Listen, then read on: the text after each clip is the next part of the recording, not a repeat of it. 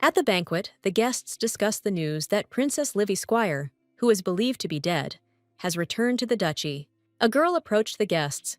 It was the former heiress to power, Lady Teresa Squire, a bearer of a nasty character. Teresa was disappointed by the news, but hid her displeasure.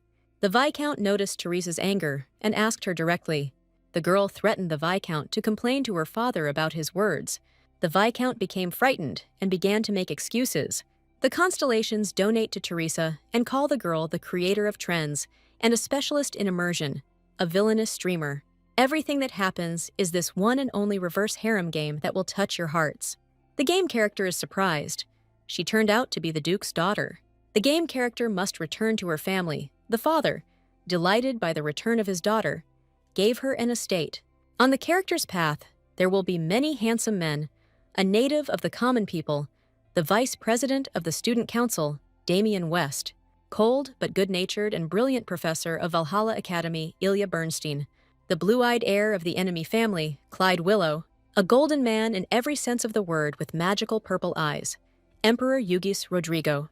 But the happiness of the game character will not last long.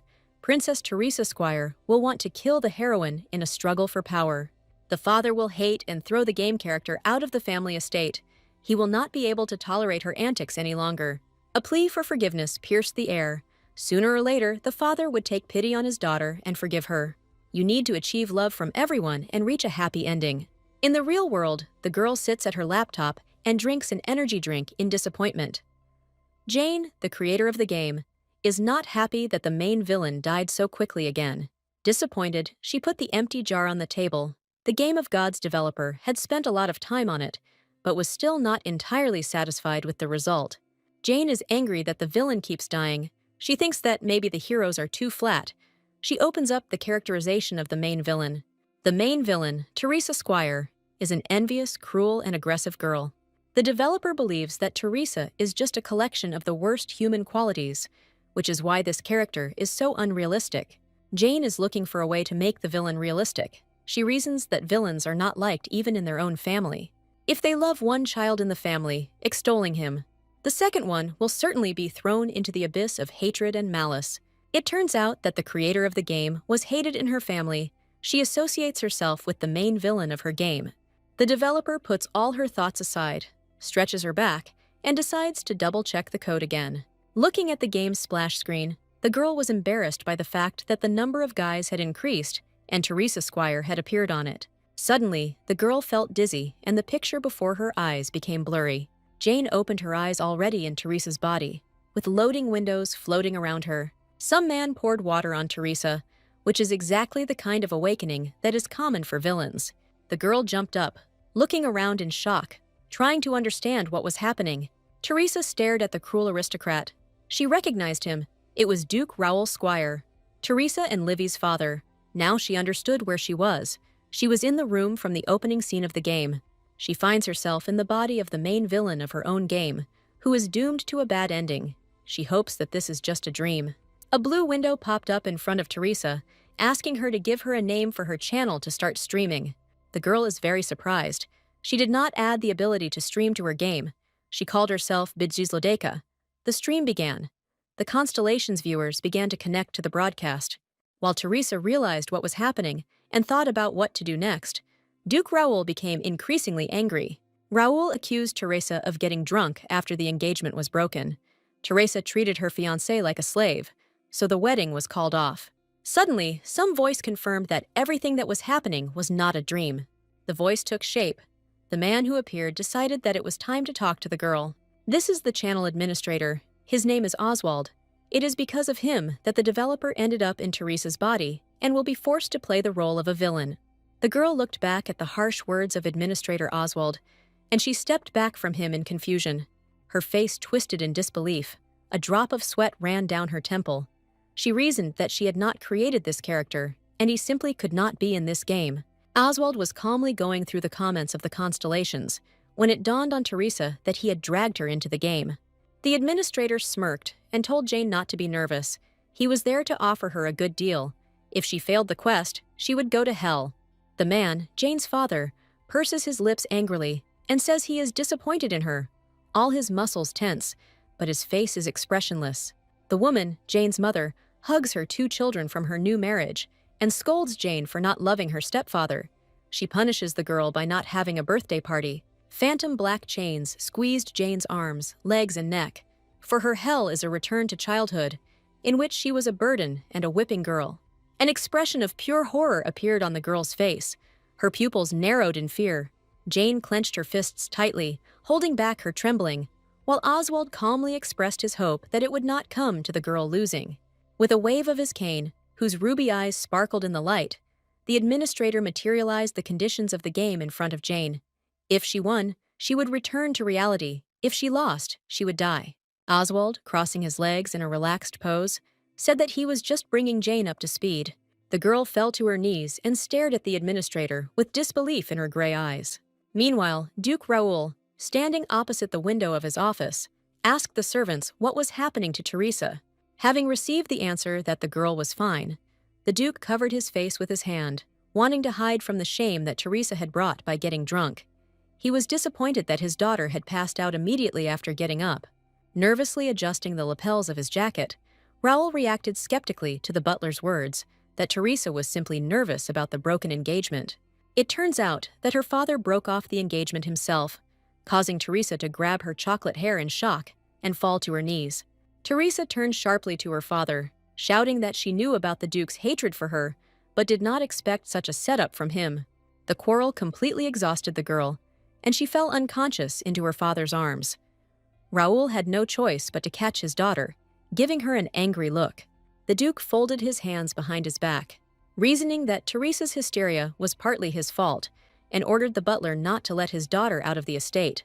The Duke turned halfway to face the servant, his expression softening as he ordered Teresa's favorite dishes to be served for dinner as an apology.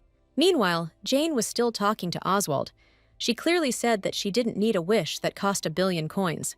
Oswald, playfully waving the end of his cane, said that Jane could wish for anything she wanted, from creating a new universe to murder and love. The administrator, ignoring the girl's words, continued to advertise to her a wish coupon that could make anything come true. Jane, covering her eyes with her hand from the bright light, demanded to be returned home. She said that, other than this, she did not need anything. Oswald suddenly appeared behind Jane, gently squeezed her shoulder, and frighteningly told her that desire was also needed for this. The girl turned around, and Oswald immediately returned to his throne, the man surprised that the girl did not accept his offer without hesitation. The administrator rested his cheek on his hand and clenched his fist on his knee as he continued to convince Jane that his proposal was wonderful. The heroine's eyes flashed with images of all the male characters in the game. The main argument that Oswald made was the fact that the creator of the game was Jane herself, and that it would be easy to reach the true ending. The administrator showed her one of the endings, in which Livy marries a minor male character. Jane pursed her lips, her eyebrows furrowed nervously. She was in the body of a villain, so she knew that in this situation, this quest would only be more difficult to complete. Blonde-haired and green-eyed Princess Livy gently tucks a strand of her hair behind her ear, and is loved simply because she breathes. Standing in the darkness, Teresa clutches her elbow with one hand, nervous and scared, her eyes empty, made only for Livy to shine against her. Livy, in a white dress and with her hair down, is bathed in the light of love and adoration. She stands at the top, and the whole world revolves around her. Jane hunched her head and shoulders, nervously and disappointedly, thinking that the end of Teresa's story cannot be changed. She wrote it that way in the code. She does not believe that completing the quest is the only way. Oswald noticed for the first time that emotion was reflected on Jane's face. He liked it, so his lips stretched into a mocking grin. The administrator evaporated his chair, stood up, and manifested thousands of screens around himself and Jane. He looks at the girl intently and offers her to complete the quest and become part of the game, or complete the quest and return to her homeland. To confirm his words, Oswald roughly lifted Jane's head, propping her chin up with his cane. The girl pursed her lips, looking intently into the administrator's eyes. Disappointment and anger were reflected in the administrator's eyes. He said that previously the Constellation viewers chose violent genres, but now they wanted to enjoy romance. Oswald loomed dangerously over the girl and threatened her not to dare disappoint them all. He ran his hand deceptively gently through the girl's chestnut lock of hair, and said that he hoped with all his heart for her success. Slowly disintegrating into soft purple code elements, Oswald asked Jane to become the best streamer. Having finally woken up, Jane, in Teresa's body, sat up on the bed, richly decorated with gold monograms, pushing the blue blanket away from her chest. The maids surrounded Teresa anxiously, informing her that they had tidied her up and changed her clothes. Teresa cast a blank glance at the maids, frightening them. It turns out that in place of the maid, a notification window about the start of a new quest appeared in Teresa's eyes.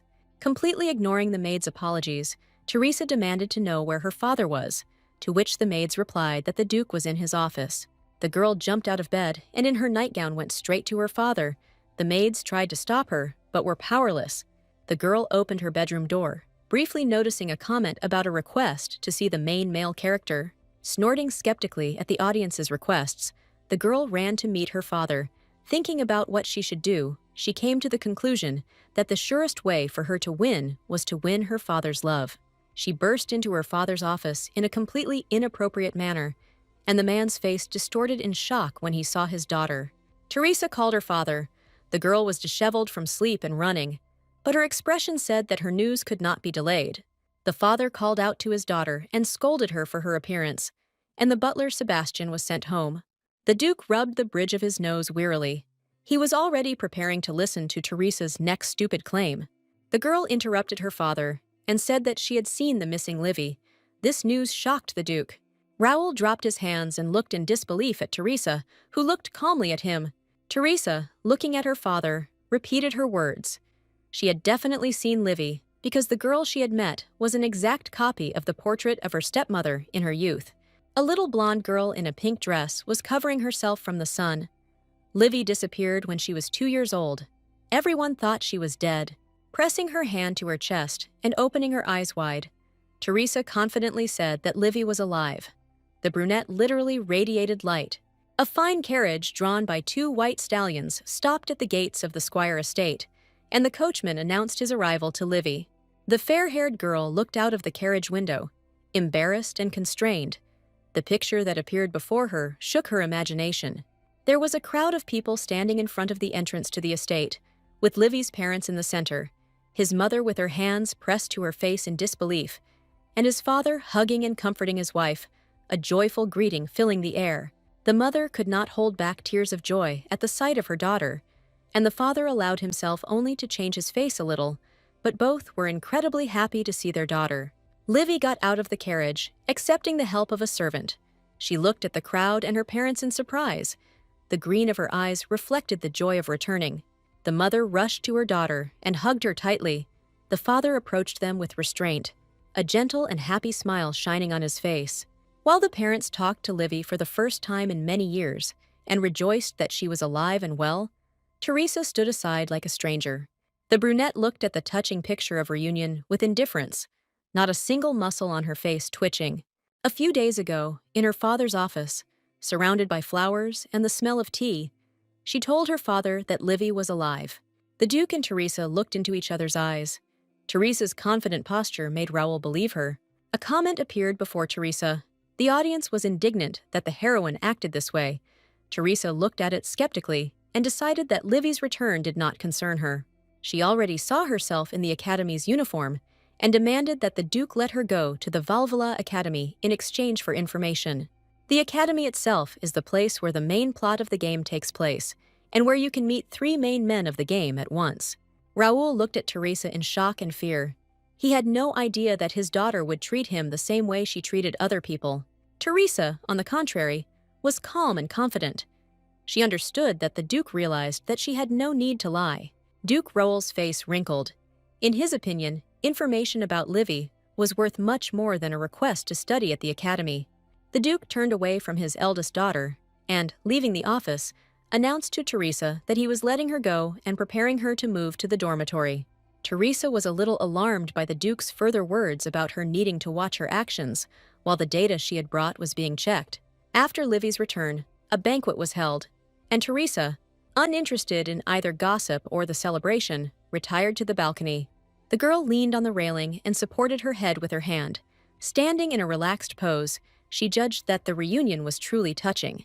However, for her taste, The scene was overly dramatic and cardboard, and the constellations laughed at this reasoning.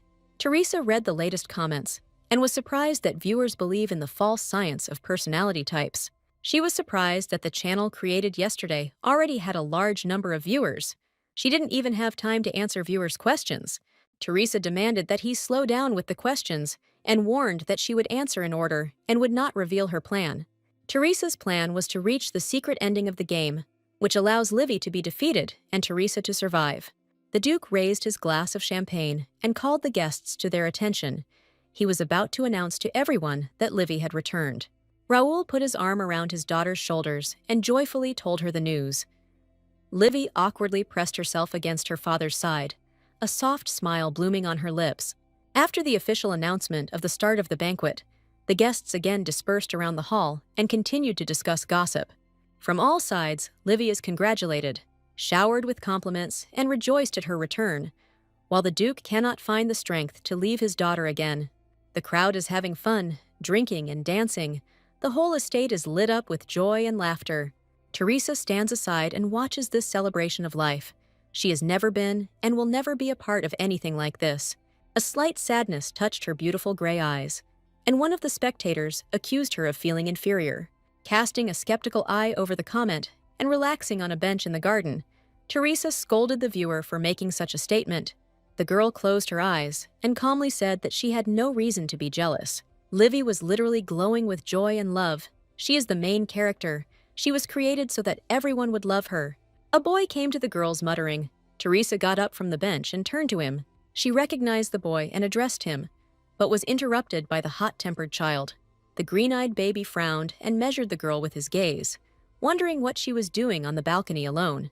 The little boy clenched his fists tightly, squared his shoulders in an attempt to appear more menacing, and let out an accusing cry.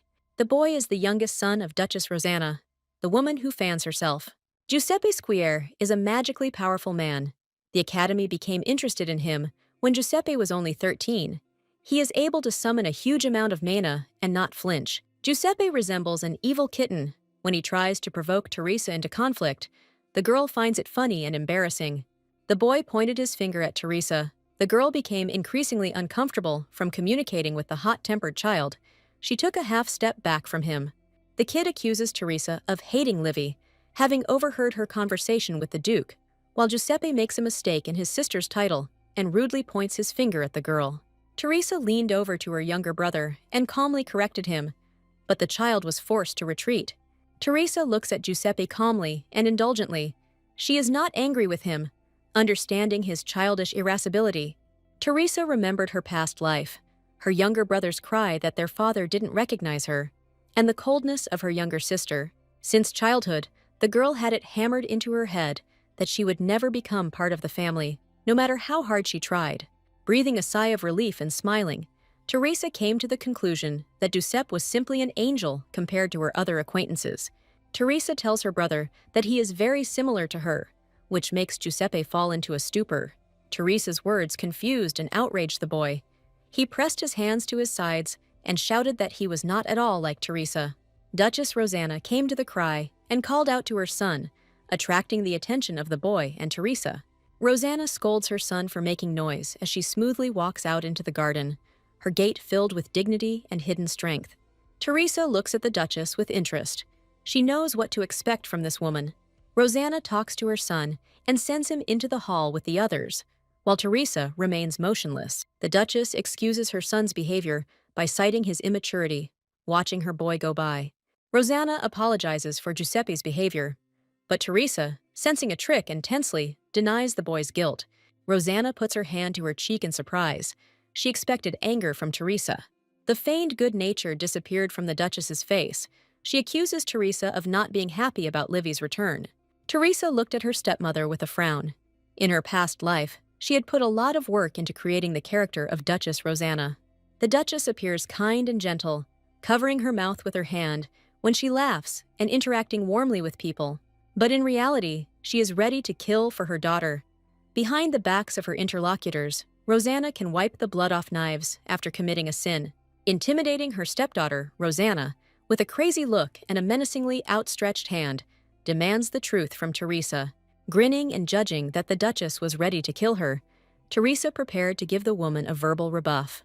Teresa smiles sweetly, folds her hands over her stomach, and reassures Rosanna by telling her that she plans to leave the estate, which the girl claims is not a threat to Livy.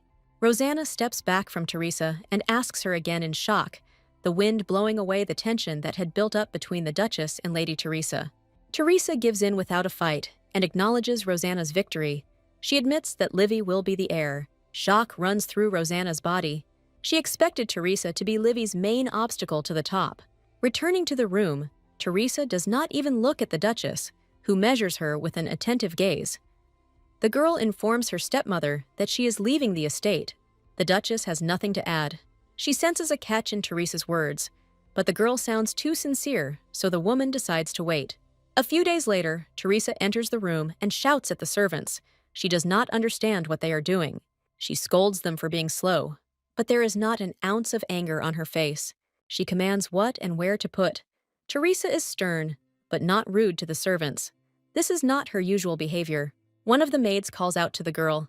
Teresa is surprisingly calm. The girl crosses her arms over her chest and asks what the carpet is made of. Upon learning that it is made of wool, she orders it to be laid on the floor. Teresa rubs her neck tiredly and watches the servants. She has been up since morning preparing Livy's room, so she's already hungry. The kind commentator asks Teresa to eat and promises to throw coins. The girl reminds herself that the coins are important to her too. Teresa calls out to the maid, who, frightened, puts aside everything she is doing and goes to her mistress. The maid is sure that she will be punished. Teresa remembers the maid's name and asks her to bring food. The girl called the maid by name completely in passing. The other maids froze in surprise, their mouths open. A frightening silence reigned in the room. The maids thought that Teresa would swear. Teresa was embarrassed by the atmosphere that had settled in the room. A drop of sweat ran down her cheek. She guessed the thoughts of the servants. Surprising the staff, Teresa calmly informed the named maid that she was going to study in her office and was waiting for lunch there. The servants whispered behind Teresa's back as she left, while she realized the complexity of the life of a villain. The girl closed the doors of her office and looked at the books she had to read.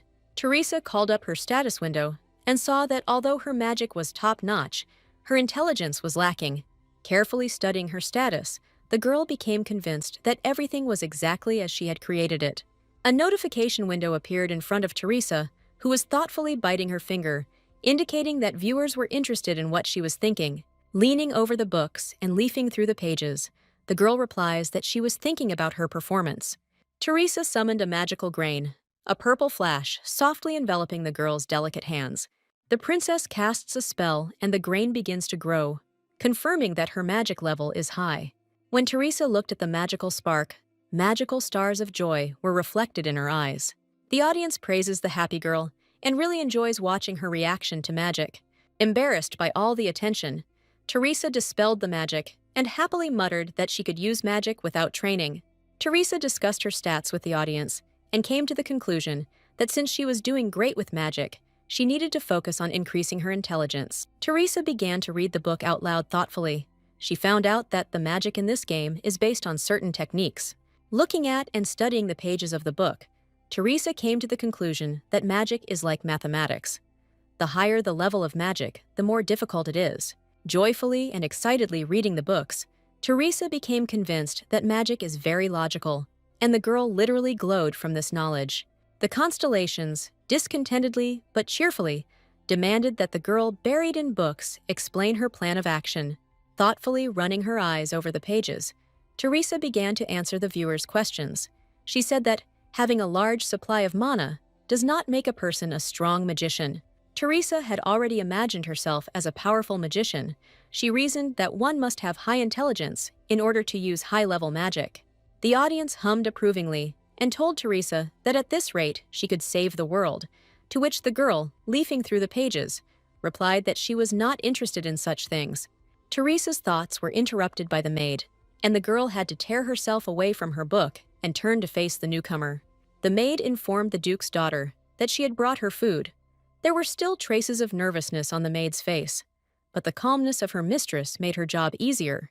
Without bothering too much, the girl asked the maid Penny to put the food somewhere here.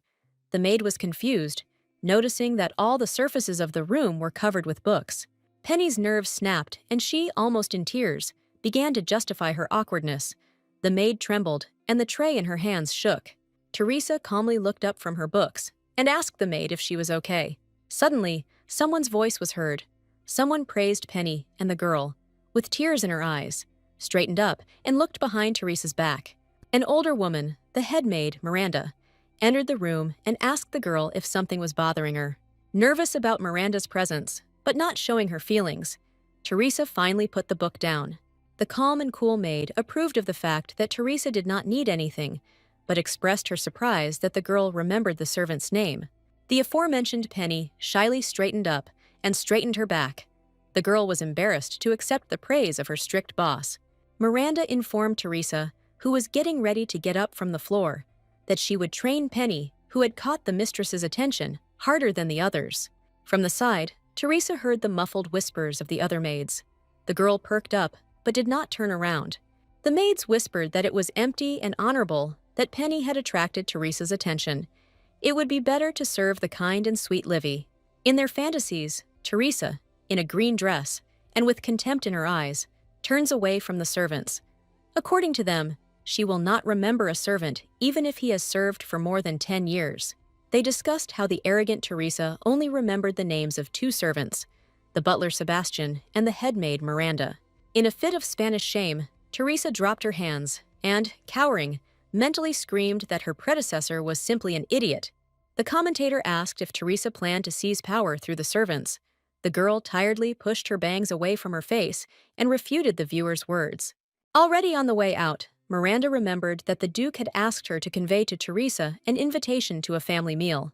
At the mention of family, all positive emotions and relaxation left Teresa's body. The Duke, looking contemptuously at his eldest daughter, politely asks the girl to come, which had never happened before. Teresa does not look towards her father, not believing that he is interested in her desires. The girl is increasingly immersed in bad thoughts about her situation in the family, but she is distracted by the notification window that appears. Teresa remembered today's date and was surprised that the family remembered what day it was.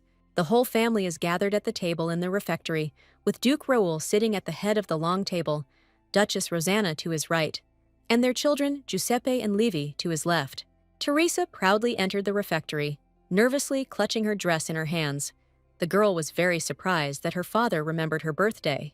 The girl's posture was filled with tension and mistrust, and her father's welcoming words made her shudder.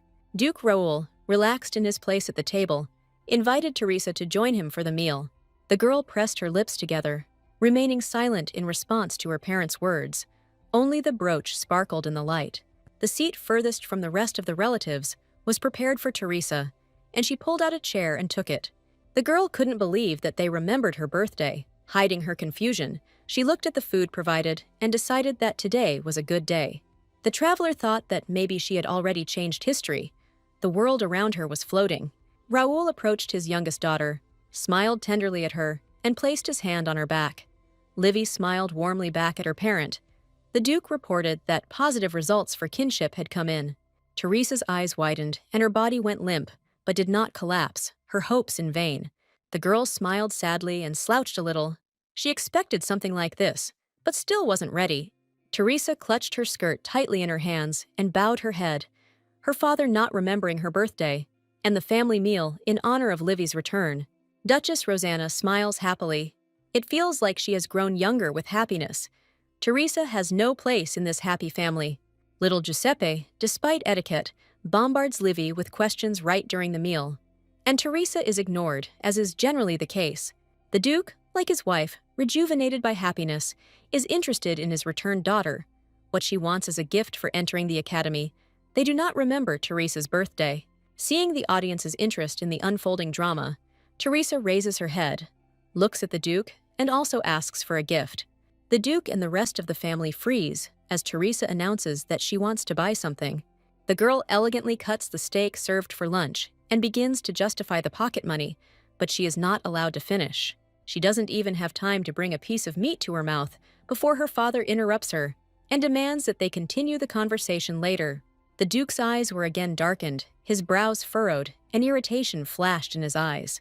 A dangerous aura splashed around the evil Duke, ready to attack Teresa at any moment. He does not want to be angry on this happy day, which he directly informs his eldest daughter. Teresa calmly, without showing any sadness or disappointment, puts down the utensils and asks her father to set a time for a conversation. When asked if the Duke has time for Teresa at all, Raoul slams his hand menacingly on the table. The Duke's loud cry makes the dishes on the table shake, and the household members sitting next to him become embarrassed and cower in fear.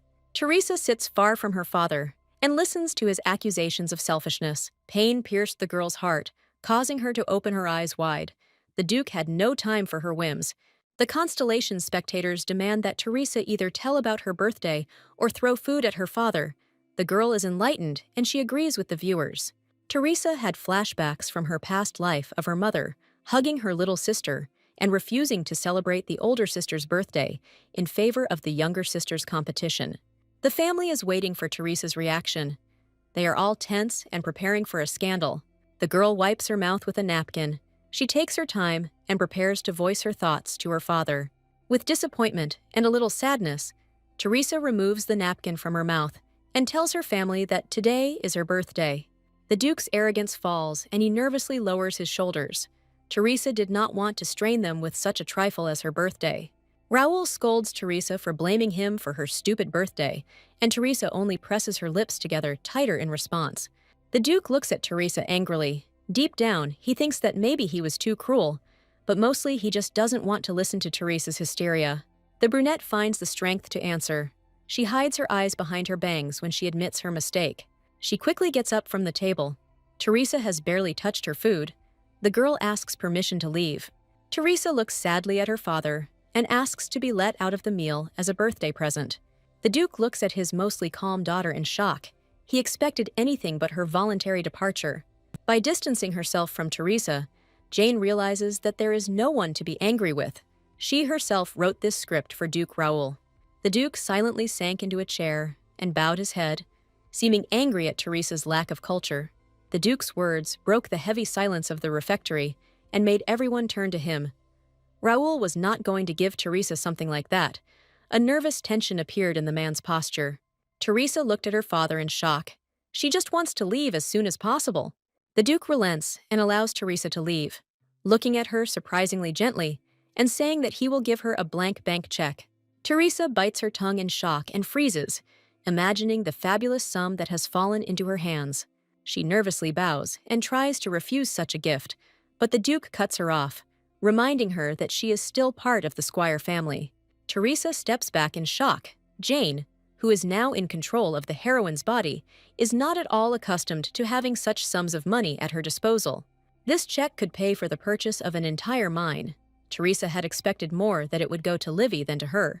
Teresa considered her father's offer, her eyes searching for a catch in his actions. Teresa's words, piercing the thick curtain of silence, made the whole family shudder. She agreed to accept the check. The girl thanked her father and walked quickly towards the exit of the refectory. In the doorway, Teresa turned to Livy, gave her a warm look, and congratulated her on her return. Touched by such behavior, Livy could not hold back her tears and sincerely thanked her sister. Teresa took one last look at her family, blaming herself for ruining such an important day for Livy. The brunette straightened the folds of her skirt and, clicking her heels, walked out of the dining room. Teresa never looked back again, wishing her family a happy time. The heavy wooden doors slammed behind the brunette, and Teresa seemed tiny against the backdrop of the huge empty corridor.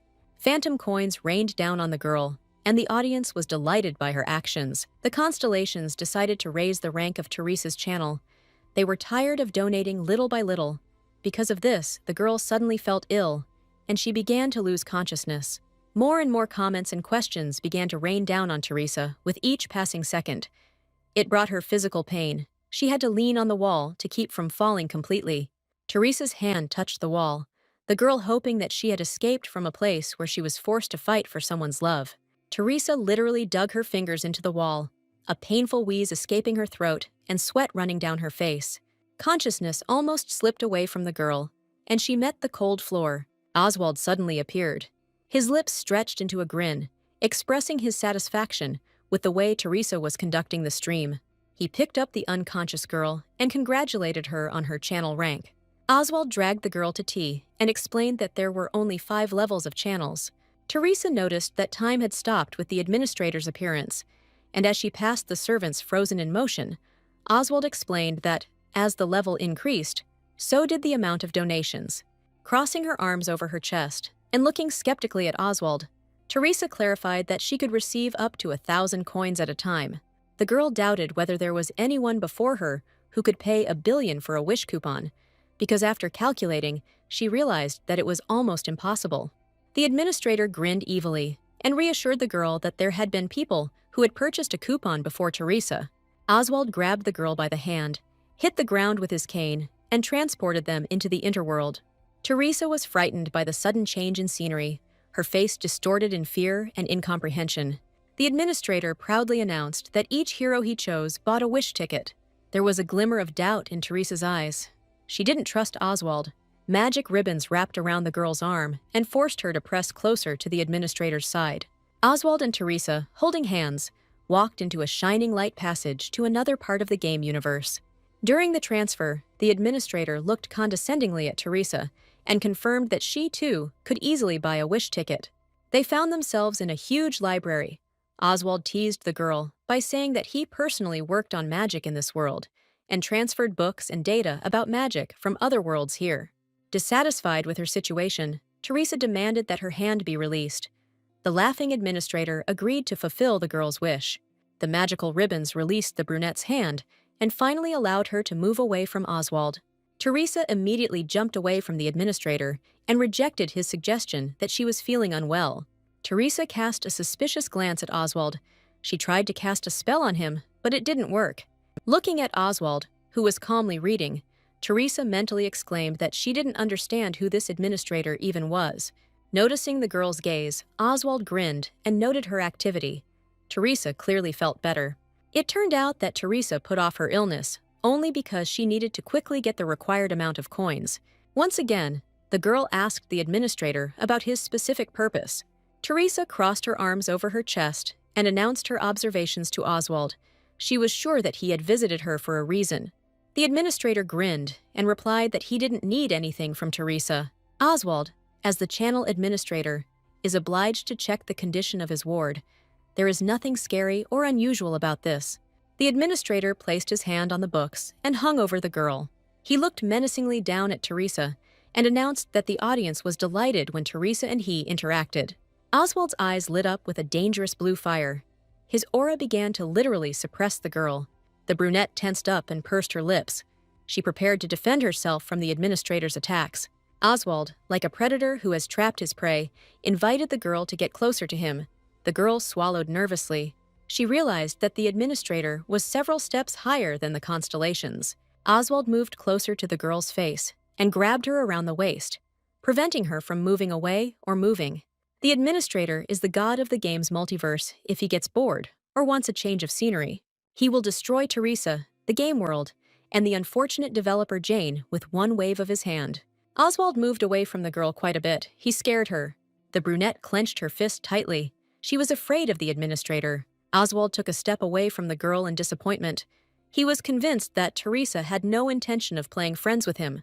Teresa sympathized with the administrator, but admitted that she was afraid of him and did not want to deal with him. Oswald looked at the girl with understanding. He does not deny that he scared her.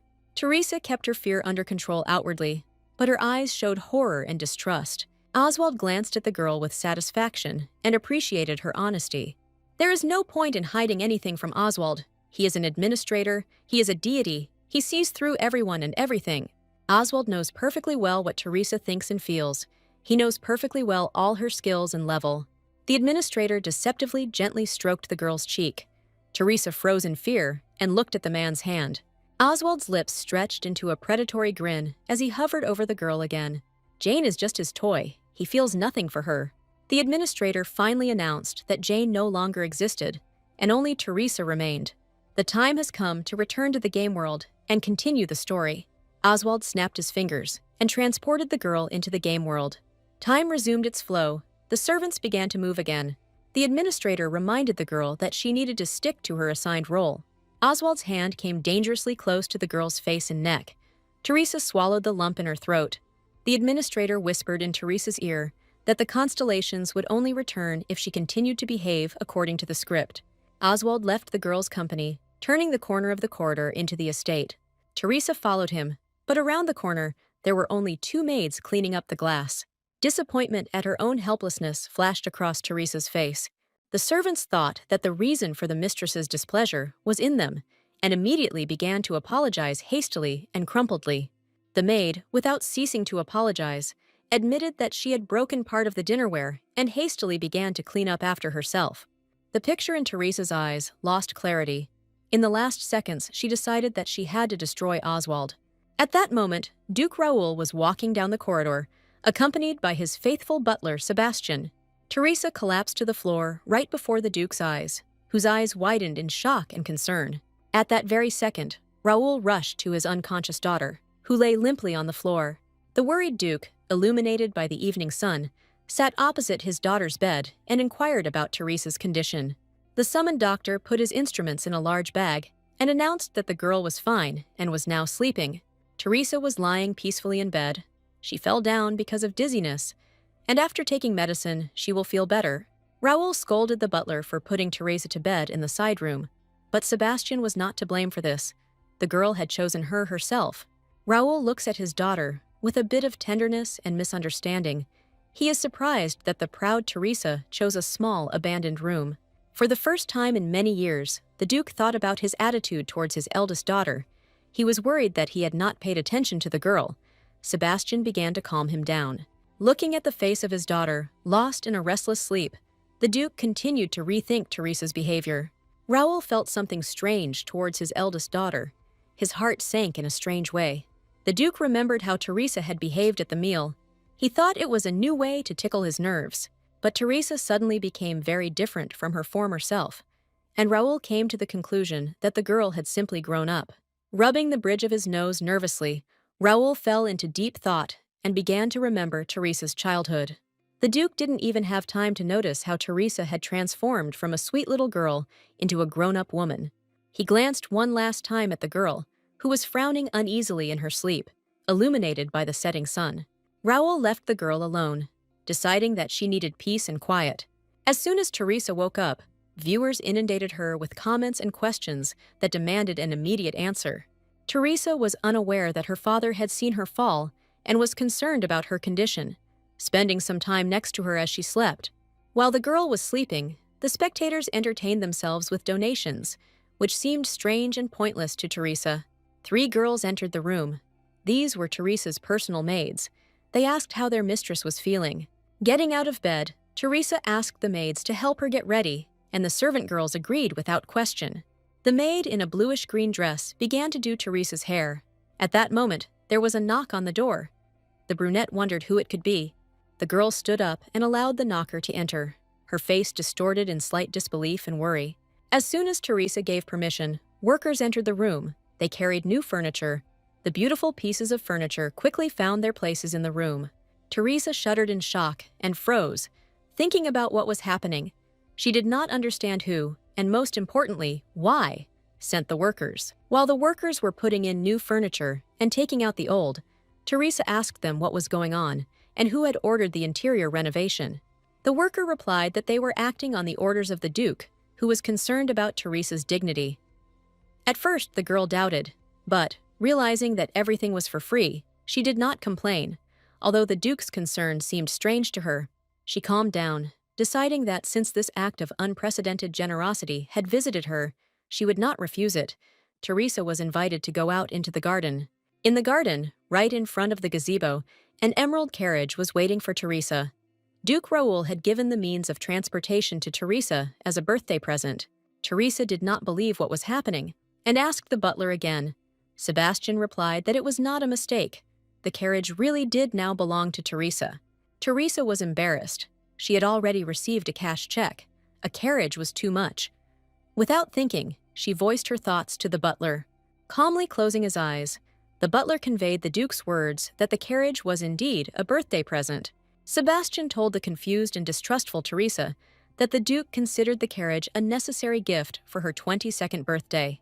Teresa still did not give up her thoughts that a carriage was too much. In the original, no one gave Teresa a carriage. Teresa was distracted from her thoughts by her father's voice, which announced that these were all her birthday gifts. The Duke, Duchess, and Giuseppe came out into the garden.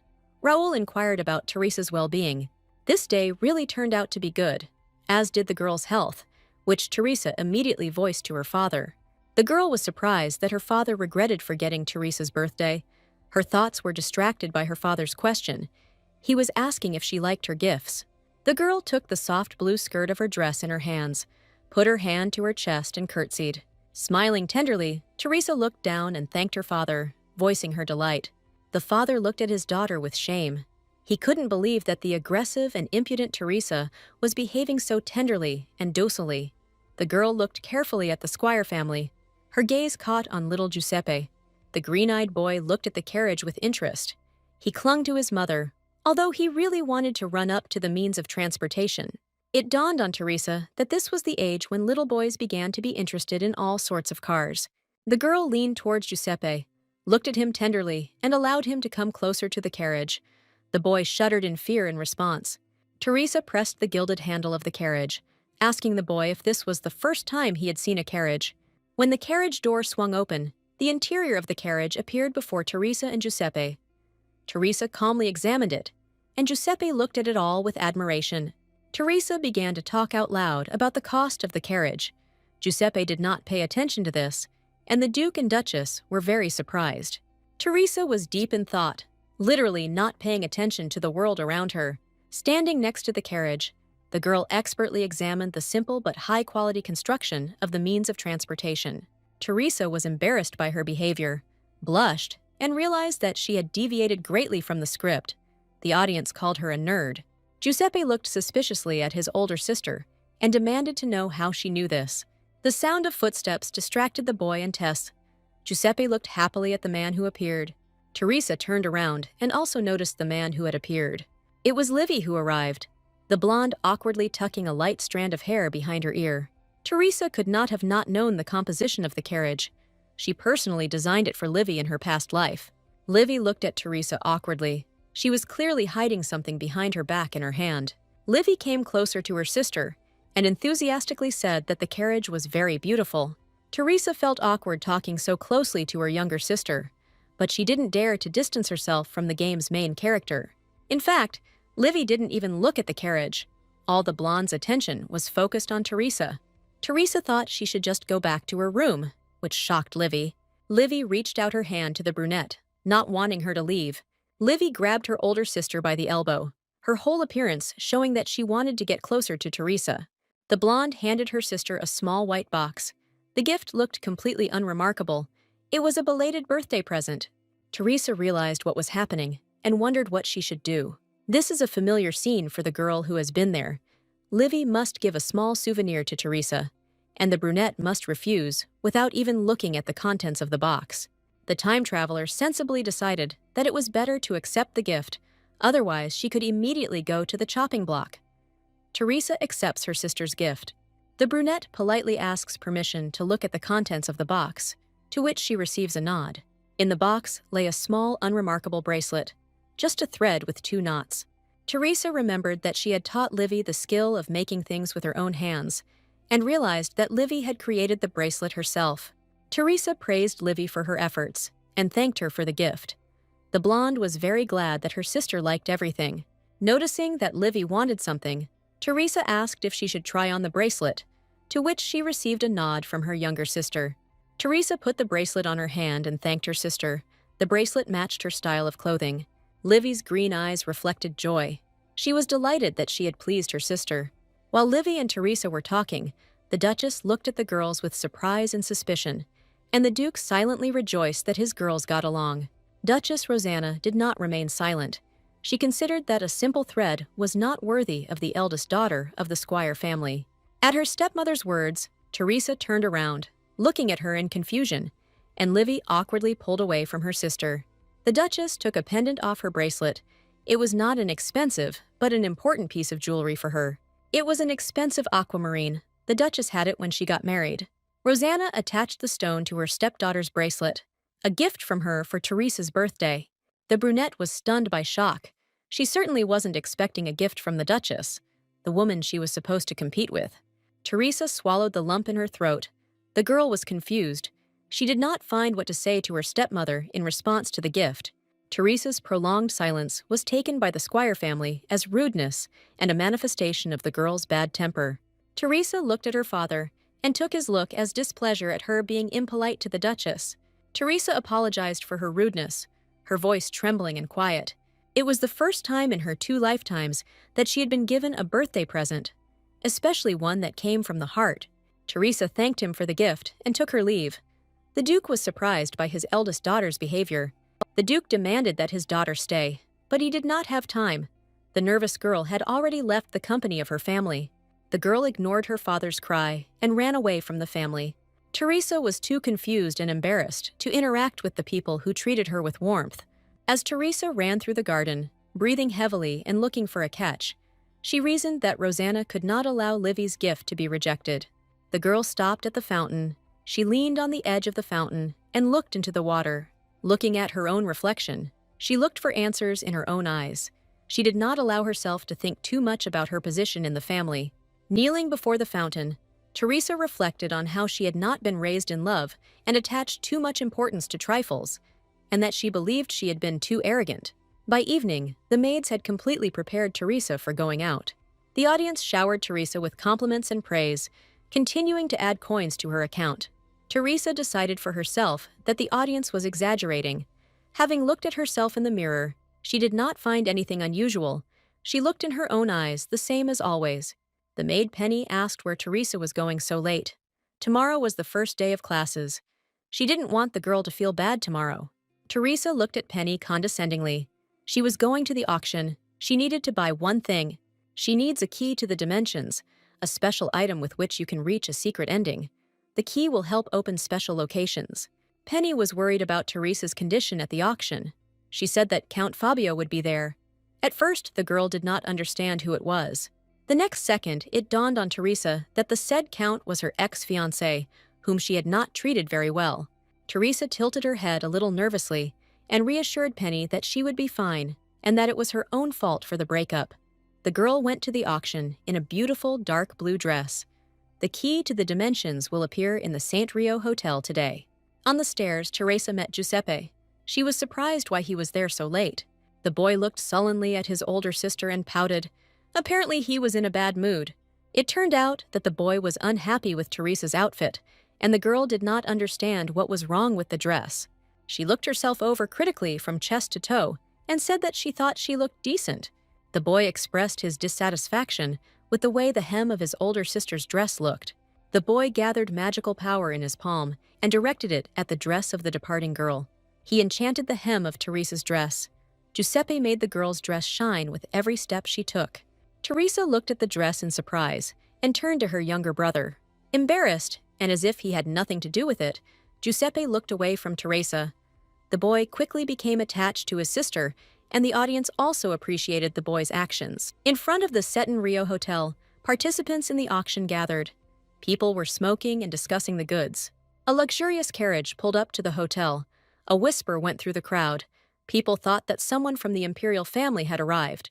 Noticing the Squire family crest, people began to speculate about who it could be.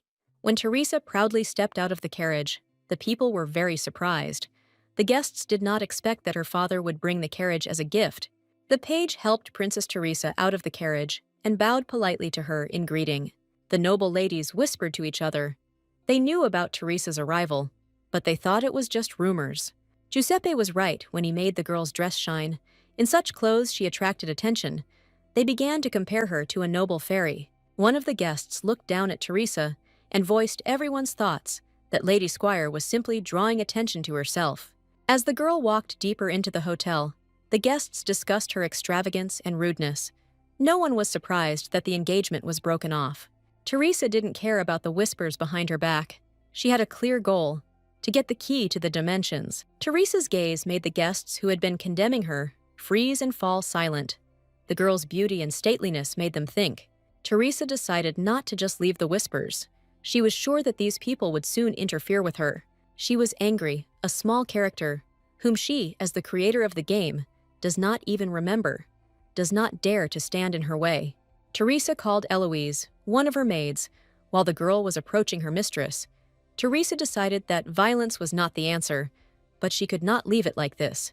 Lady Squire ordered Eloise to tell the gossips that she would see to it that their names were erased from the list of aristocrats. Eloise unquestioningly agreed to fulfill Teresa Squire's request order. In response to the maid's consent, Teresa grinned and went to make purchases at the auction. The hall was not crowded yet. There was still time before the start of the auction, so Teresa stood surrounded by her maids. Eloise looked around the banquet hall with delight. She had only heard about banquet halls like this before. While Teresa was drinking champagne, the maid decided that not all aristocrats could afford to host such a rich banquet. Having examined those present in the hall, Teresa came to the conclusion that there is a strict hierarchy among the nobility, and aristocrats strive to obtain VIP status just for the sake of visiting this place. Teresa noticed that there were almost no servants among the people, mostly just merry guests, and she clearly shouldn't drink a lot here. The maids left her alone, saying that they would come at the first call. Teresa came to the conclusion that she was attracting too much attention. All the people present here are aristocrats, but most of them are below Teresa in status. Many will approach her only with the goal of raising their status through the fame and power of the Squire family. People will reach out and talk to Teresa just to suck up to her. Teresa accidentally pushed some guy, who immediately attacked her aggressively, screaming, although he didn't even understand who had disturbed him. As soon as Count Fabio realized that Teresa had pushed him, he immediately froze and lost the power of speech. The Count's scream echoed throughout the hall and frightened the guests. Count Fabio screamed like a girl. All the arrogance immediately fell off the guy, and he fell to his knees and began to beg his ex-fiancée for mercy. But Teresa did not recognize him at first. Teresa realized that this guy was Count Fabio, her ex-fiancé, only by the bald spot on his head. Teresa remembered that she had bullied the boy until he began to go bald and refused to break off the engagement until Fabio began to humiliatingly beg Duke Raoul about it, which is why the Count was so afraid of her. In order to get out of this awkward situation, Teresa let the Count go, for which Fabio promised not to forget the brunette's mercy until his death. Teresa walked through the crowd in the opposite direction from the Count, and the crowd parted before her. The girl walked to the table for the cup, and the people surrounding that place immediately ran away. As she walked to the sofa to wait in comfort for the auction to begin, people cleared a path for her. Teresa calmly began to eat dessert. From the behavior of those around her, she realized that now, in the eyes of others, she was not just a time bomb, but a plague patient. Loneliness is quite normal for her, so Teresa is quite happy with the state of affairs in which no one approaches her. Suddenly, Teresa was called from behind. She turned around, indecently licking the spoon.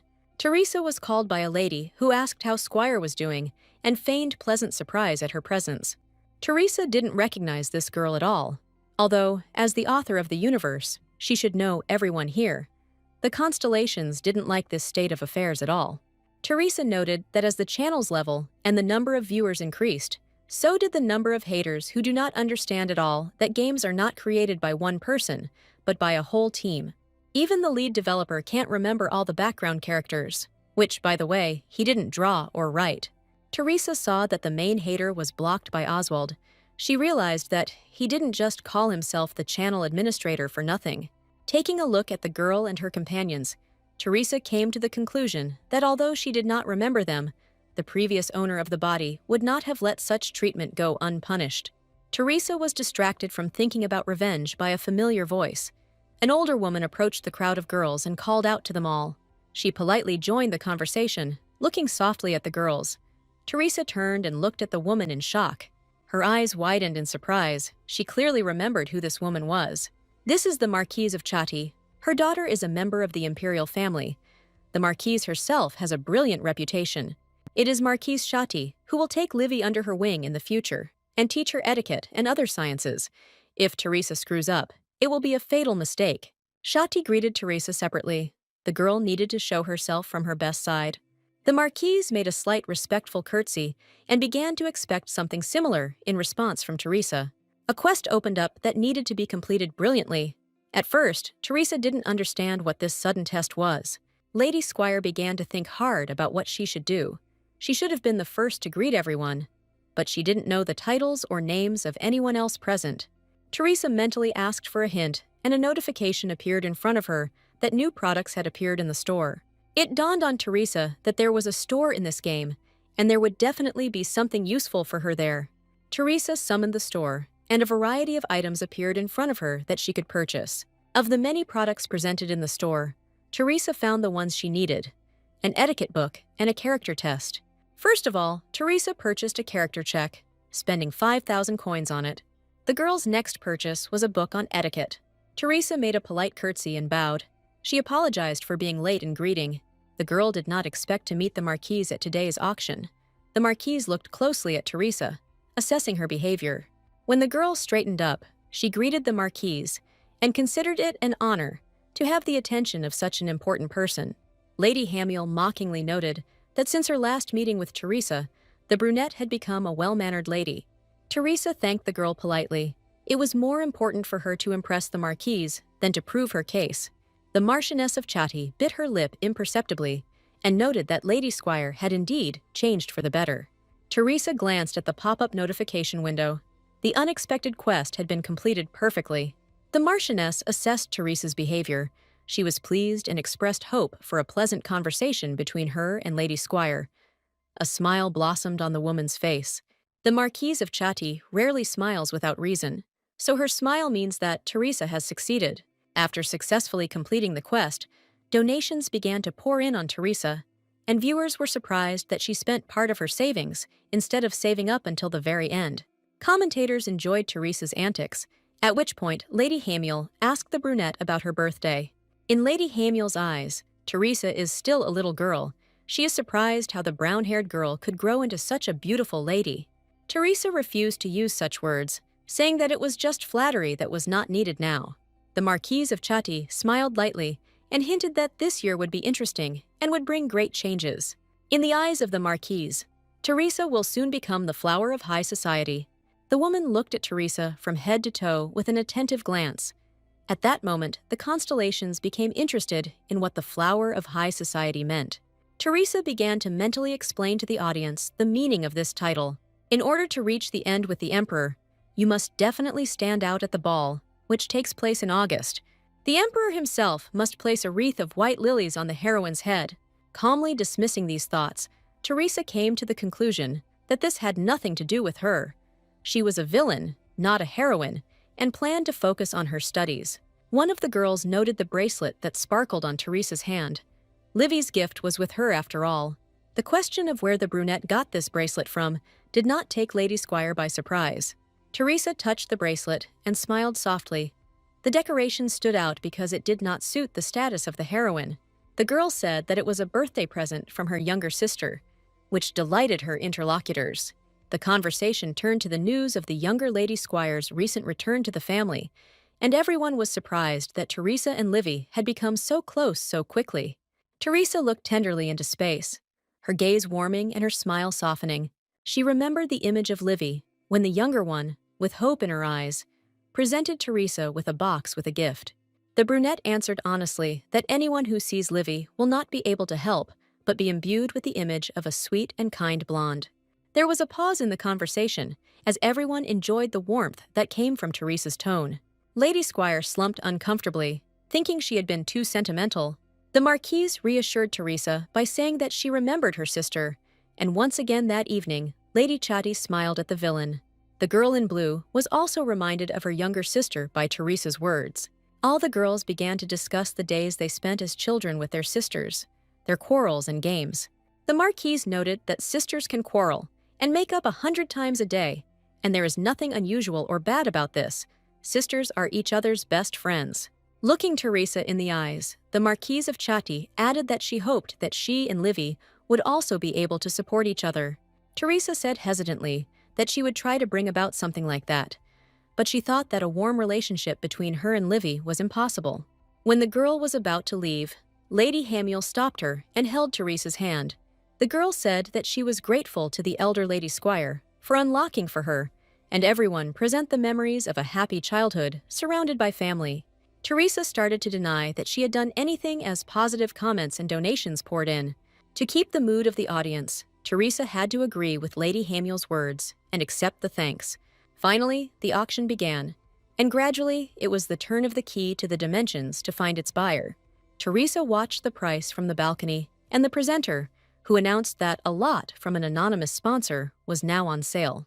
In a golden box on velvet red cushions in the middle of the stage was the item Teresa needed. The magic contained in the key was unrecognized by most. No one knew what it opened. Teresa heard the starting price of the key was 300,000 galleons, and she considered this price acceptable.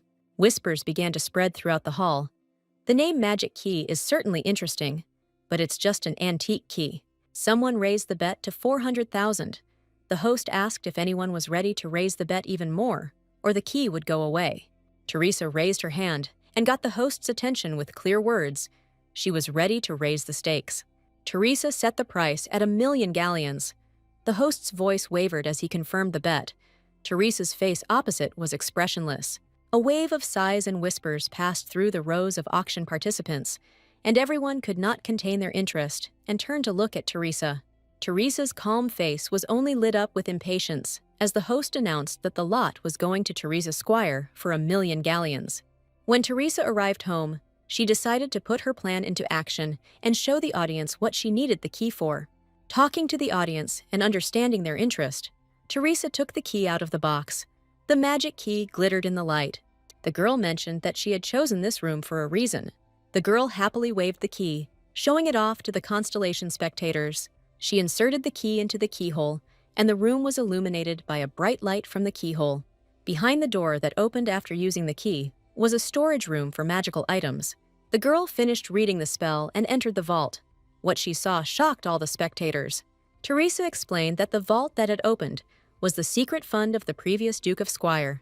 It can only be opened with the dimension key, because both the room itself and the key are hidden Easter eggs from the developers. The commentators are delighted, and Teresa begins to look for a specific thing. From the chest of jewels, the girl took out a silver brooch with an amethyst. Teresa activated the spell on the ancient brooch. It is not a simple decoration, but a key to a pocket dimension. Teresa looked happily at the brooch shining with magical flame. Commentators were worried about what would happen to all the things in the storage if the brunette lost the brooch. But Teresa laughed and reassured them that the brooch was connected to its owner and could not be lost. Teresa is glad that the audience liked the in-game rules, and the questions are over. In fact, the key to the dimensions opens 2 Easter eggs, the vault and the secret ending. Joyfully reading the comments, Teresa thought cheerfully that all the constellations thought that the key only opened the treasury. At this stage, the game training has come to an end. Tomorrow the real game will begin, in Teresa's case, for life. In the Academy library, a white-haired guy was sitting on the windowsill. He was keeping a close eye on what was happening in the garden of Valhalla Academy. Today was the first day of the semester, so there was a lot to see. Teresa's carriage pulled up to the entrance of the academy, attracting public attention with its sophistication and beauty. Teresa and Livy got out of the vehicle, and the blonde began to look around with interest. Liv, looking for support, looked at Teresa as she approached and expressed her joy that they would be studying together. Livy admitted that she was afraid of what would happen next, because until recently, she did not even suspect that she had magic and belonged to the Squire family. And now she is a student at the most prestigious magic academy in the country. Teresa looked at her sister thoughtfully. As a developer, she thought that Livy's entry into the academy was a natural progression of the plot. But now Teresa realizes that no one in the family took Livy's feelings into account. Teresa called out to her sister, pulling the blonde out of the abyss of thoughts and fear for the future. The brunette offered to use her carriage for trips home and back. The means of transportation was too good to stand idle. Livy was surprised but pleased by her sister's generosity, and thanked her lamely. Teresa thought that the carriage was originally supposed to belong to Livy. As the girls walked towards the academy gates, Livy expressed her confusion that people were paying attention to them. Teresa explained to herself that everyone was afraid and studying the Villainess. For Livy, Teresa had another explanation for the increased attention. She said that beautiful new girls always get increased attention. Livy blushed from the brunette's hidden compliment. Teresa herself was distracted by the comments of the stars. The viewers want to see the main man of the whole game. Teresa explained to Livy that the ceremony itself would take place in the assembly hall, and offered to take her sister there. The girls were interrupted and frightened by the hubbub of female screams. The female students of the academy saw the handsome student council president, Demian, walking towards the academy. Various girls surrounded Demian and vied with each other to confess their love to him and shower him with compliments.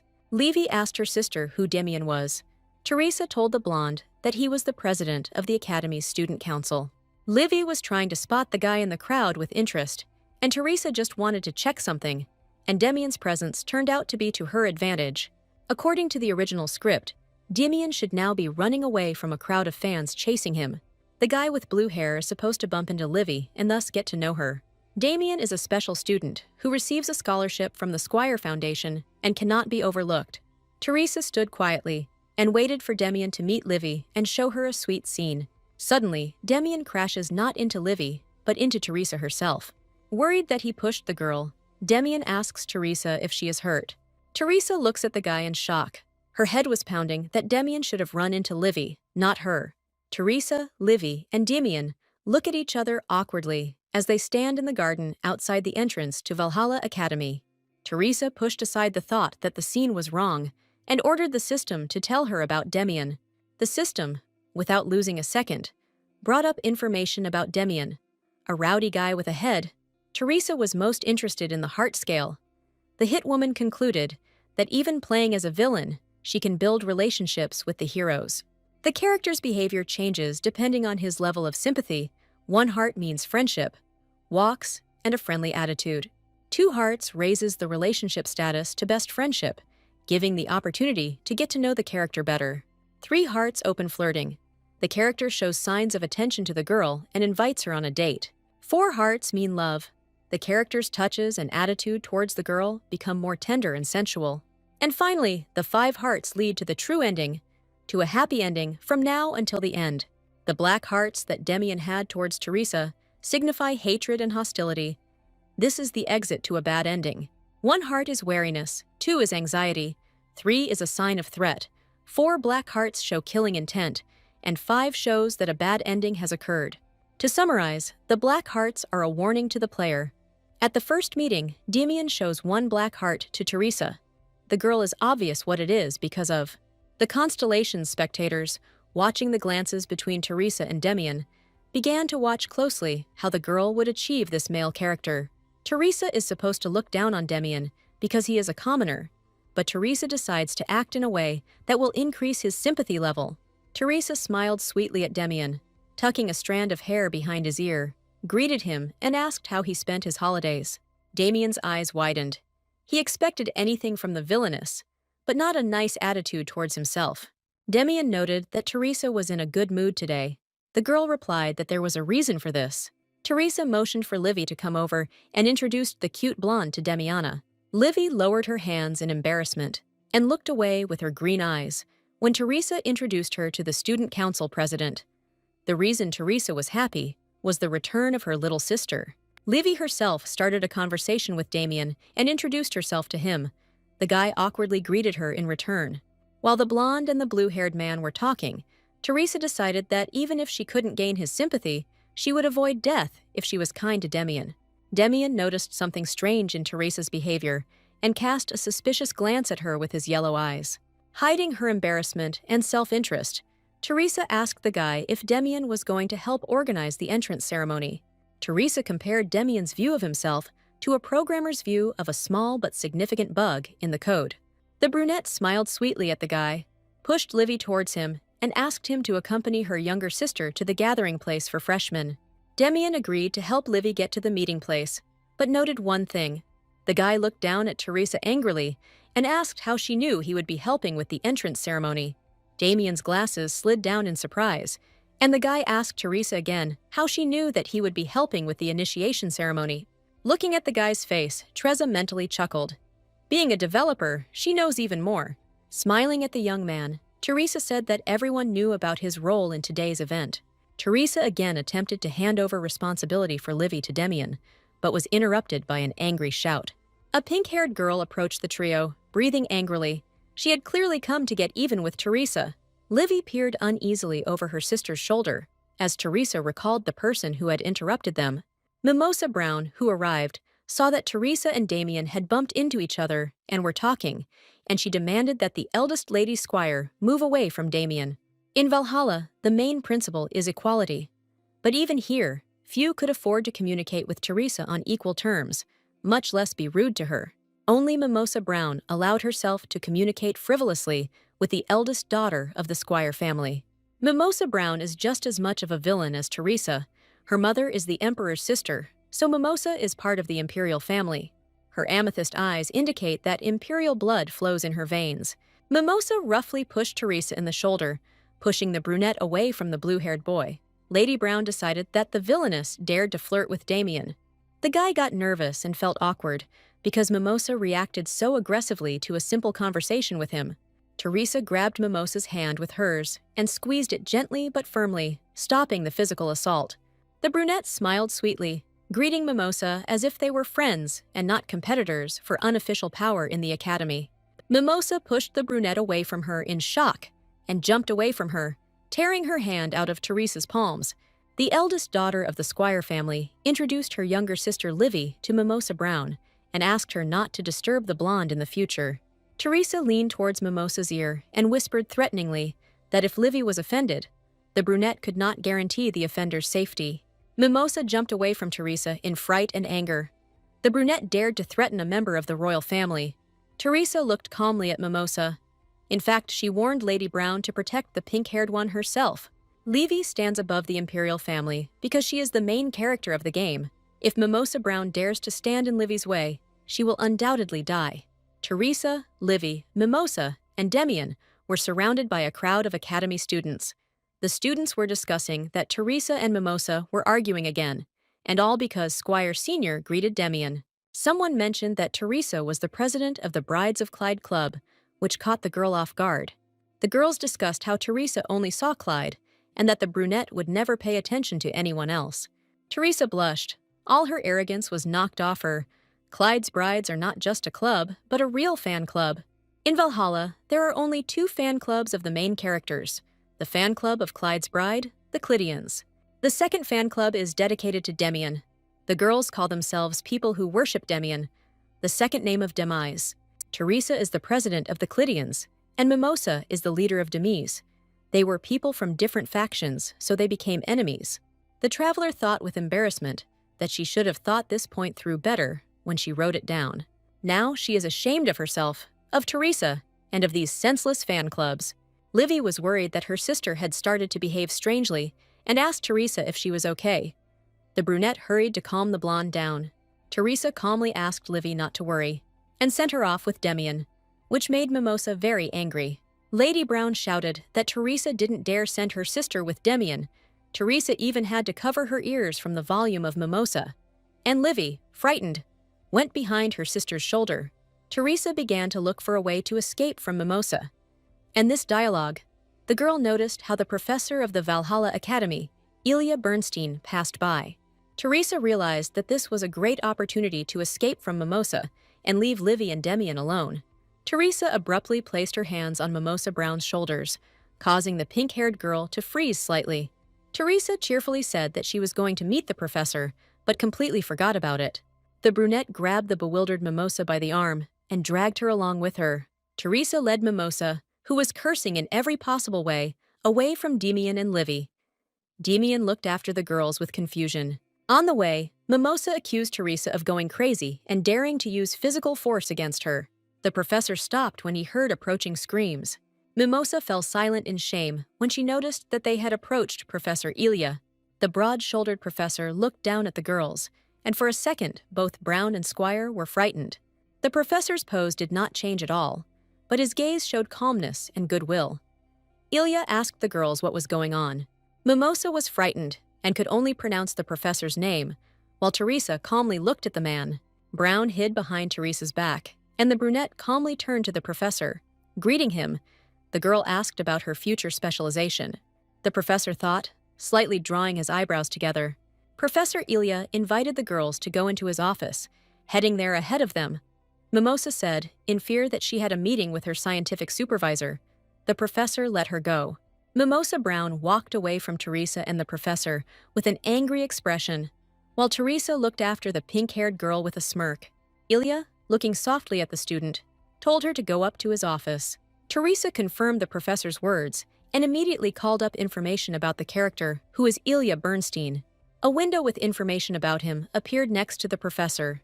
The sympathy sensor is completely empty. Compared to Damien's black heart, it's just a gift of fate. But Professor Ilya Bernstein requires a special approach, and fortunately, Teresa knows what it is. Ilya Bernstein opened the door to the office and let Teresa go first. The commentators noticed that Ilya hates the Celestials and asked Teresa why. Teresa was outraged by the short-sightedness and stereotypes of this commentator, and she began to gradually explain. Teresa followed the professor and mentally explained to the constellation spectators that the term Celestials denoted angels. In the world of the game of gods, there are several races. Gods, powerful beings with a selfish nature. Angels, seemingly pure and kind creatures. They are completely subordinate to the gods. Demons, inhabitants of the lower world who want to take revenge on other races and monsters. All those creatures that are not similar to humans or anyone else. Once upon a time, the dimensions of these races were separated from each other, not touching at all. But because of one incident in which Ilya was involved, the professor has the name Great Demon Ablo. Teresa indicated that the ending with Ilya is bad, not only for her, but also for Livy. If you get close to Professor Ilya Bernstein, then humanity will face complete extermination. Once upon a time, Elijah was an archangel, one of the most powerful angels. He ruled the heavens, in fact. He was the ruler of paradise. However, the other angels did not like Elijah's rule, and they killed his twin and banished Elijah himself to the underworld. Archangel Elijah fell and carved a new name into his soul, the great demon Ablo, vowing revenge on those who ruined his life. In human form, Ilya does not resemble either an angel or a demon. He is stern but fair. Teresa decided that everything would be fine, and there was nothing to be afraid of for now. Elijah's goal is to destroy heaven and all the angels. To do this, he needs to destroy the world of people, which is intermediate between heaven and hell. Now, Teresa will not regret anything. She doesn't care about this world. The main thing for her is to return to reality and become Jane again. The professor called out to the girl. He had waited too long while Teresa was pondering his biography. Ilya doesn't like to waste time, so he sternly demanded that Teresa finally tell him what interests her. Teresa apologized to the professor. His words and expression reminded the girl that she was here to learn more about her specialization. Teresa started from afar. She was a little nervous in front of the professor, an angel and a demon in one person. The girl presented the book to Ilya and said that she didn't understand a couple of things in this textbook. She just made up that excuse, but in fact, what she didn't understand isn't entirely a lie. Just looking at the open book in Teresa's hands, the professor noticed that it was a second-year textbook. Ilya asked the girl with interest up to what point she understood. Teresa became nervous and did not know what to answer the professor right away, but quickly collected her thoughts. She opened the book to the middle and showed the place that gave her trouble. It was the elemental magic section. Fire, water, air, and earth are common types of magic, but the girl was interested in why black and white magic cannot be used. Teresa looked up at the professor's face. The last two types of magic were lost during the ancient magical kingdom, but theoretically, they could be used. The commentator asked for a shorter and more detailed answer, but Teresa had no time for him. She was watching the professor's emotions. The professor looked seriously at the girl and called out to her incomprehensibly. This topic was covered in the third year of the academy, but Teresa moved on to the fourth year and, theoretically, should be familiar with this theory. Teresa turned away from the professor in shame and thought that she would not be able to graduate at all. The professor asked if the girl understood everything else. Ilya decided to test the knowledge of a student who had just slightly embarrassed herself. He asked her a question about the process of manifesting magic. Teresa was nervous about the sudden start of the exam, but she did not try the professor's patience. She explained that magic is a mixture of magical language and runes. But the magical language and runes are not everything. To obtain magic, it is necessary to add mana to this mixture. The creation of magic is similar to programming. Therefore, it is interesting to Teresa. Ilya asked Teresa the last question, calmly looking at her. He realized that the consultation was just an excuse. In a voice that would not tolerate lies or excuses, he demanded that the girl tell him the real reason why she had called him. It dawned on Teresa that the professor had seen through her immediately. Teresa had to honestly say that she was in a difficult situation, and the first thing that came to her mind to get out of it was to call out to the professor. He was slightly surprised that Teresa decided to run away to him. Teresa had already realized that out of all the options, choosing to escape to the demon's laboratory was a bad idea. Teresa noticed that something had changed in the professor. It turns out that Ilya's level of sympathy for Teresa increased to 1 heart, so his look and attitude softened, which was surprising for Teresa. Ilya gave Teresa several books, with additional literature, and allowed the girl to come to his laboratory if she had any questions. Despite the initial level of sympathy with Ilya Bernstein, the professor still designated the books he gave to Teresa as punishment for rudeness. Teresa felt awkward. She didn't expect to be punished, but she had no choice but to accept the books. Teresa walked thoughtfully down the corridor from Professor Ilya's office, carrying books. He punished her, but her sympathy increased, which is unexpected, because in the original, Ilya doesn't have any strange preferences. In the corridor, a girl called out to Teresa, and Lady Squire turned to look at her old acquaintance. On the chest of the girl who called out, and the other girls there, was a sapphire butterfly in a silver frame. The girls greeted Teresa warmly and joyfully. They are glad that the fan club of Clyde's bride is back together. Teresa noticed a silver butterfly-shaped decoration on each of the girls. She remembered that this was the main symbol of the Clydians. The girls told Teresa in turn how bored they were without her, and yet they prepared new merch. The girls noted that Teresa came to the academy with her sister. They noticed Livy's beauty, but, in their opinion, the blonde was still far from Teresa's beauty. Teresa laughed with the girls and asked them to be kinder to her little sister.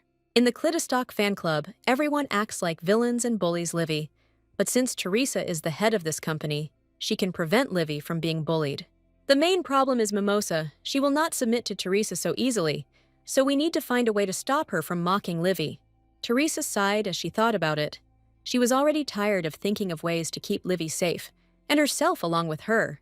Teresa thought about how she needed to somehow get rid of all the fan clubs to clear the way for Livy's love. The girls distracted Teresa from her thoughts. They noticed the books in her hands and immediately realized that it was Professor Ilya who punished her. Teresa exhaled. Reading is not a punishment for her. Don't feed her with bread. Let her learn something new about this world. The blonde girl, Tori, noted that Teresa was, as always, 1 step ahead of everyone. The brunette bowed her head in confusion. She didn't have any plan. She just wanted to read what Ilya gave her. Tori reported that Clyde was currently in the library, and Teresa needed to head to the library to read. Teresa almost dropped the books in surprise. She didn't know about this and wasn't planning on meeting Clyde anytime soon. The girls, led by Tori, were delighted with Teresa's foresight and praised her intelligence. Teresa decided that she needed to meet Clyde and talk anyway, and asked to clarify which library Clyde was in. She was sent to the main library of Valhalla. It was a huge, bright room with many books and places to read. Teresa noted that there were 1,000 times more books here than in the Squire family library, and she laid the books on the table and made herself a place to read. Teresa heard footsteps. Now it could only be one person. She found Clyde. The white-haired boy turned his attention to Teresa, his light blue eyes expressing coldness. The constellations noted that Clyde Willow looks like the genius he actually is. Teresa came to the library and finally found Clyde Willow. The guy was coming down from the 2nd floor of the library. The first thing Teresa looked at was Clyde's character information window.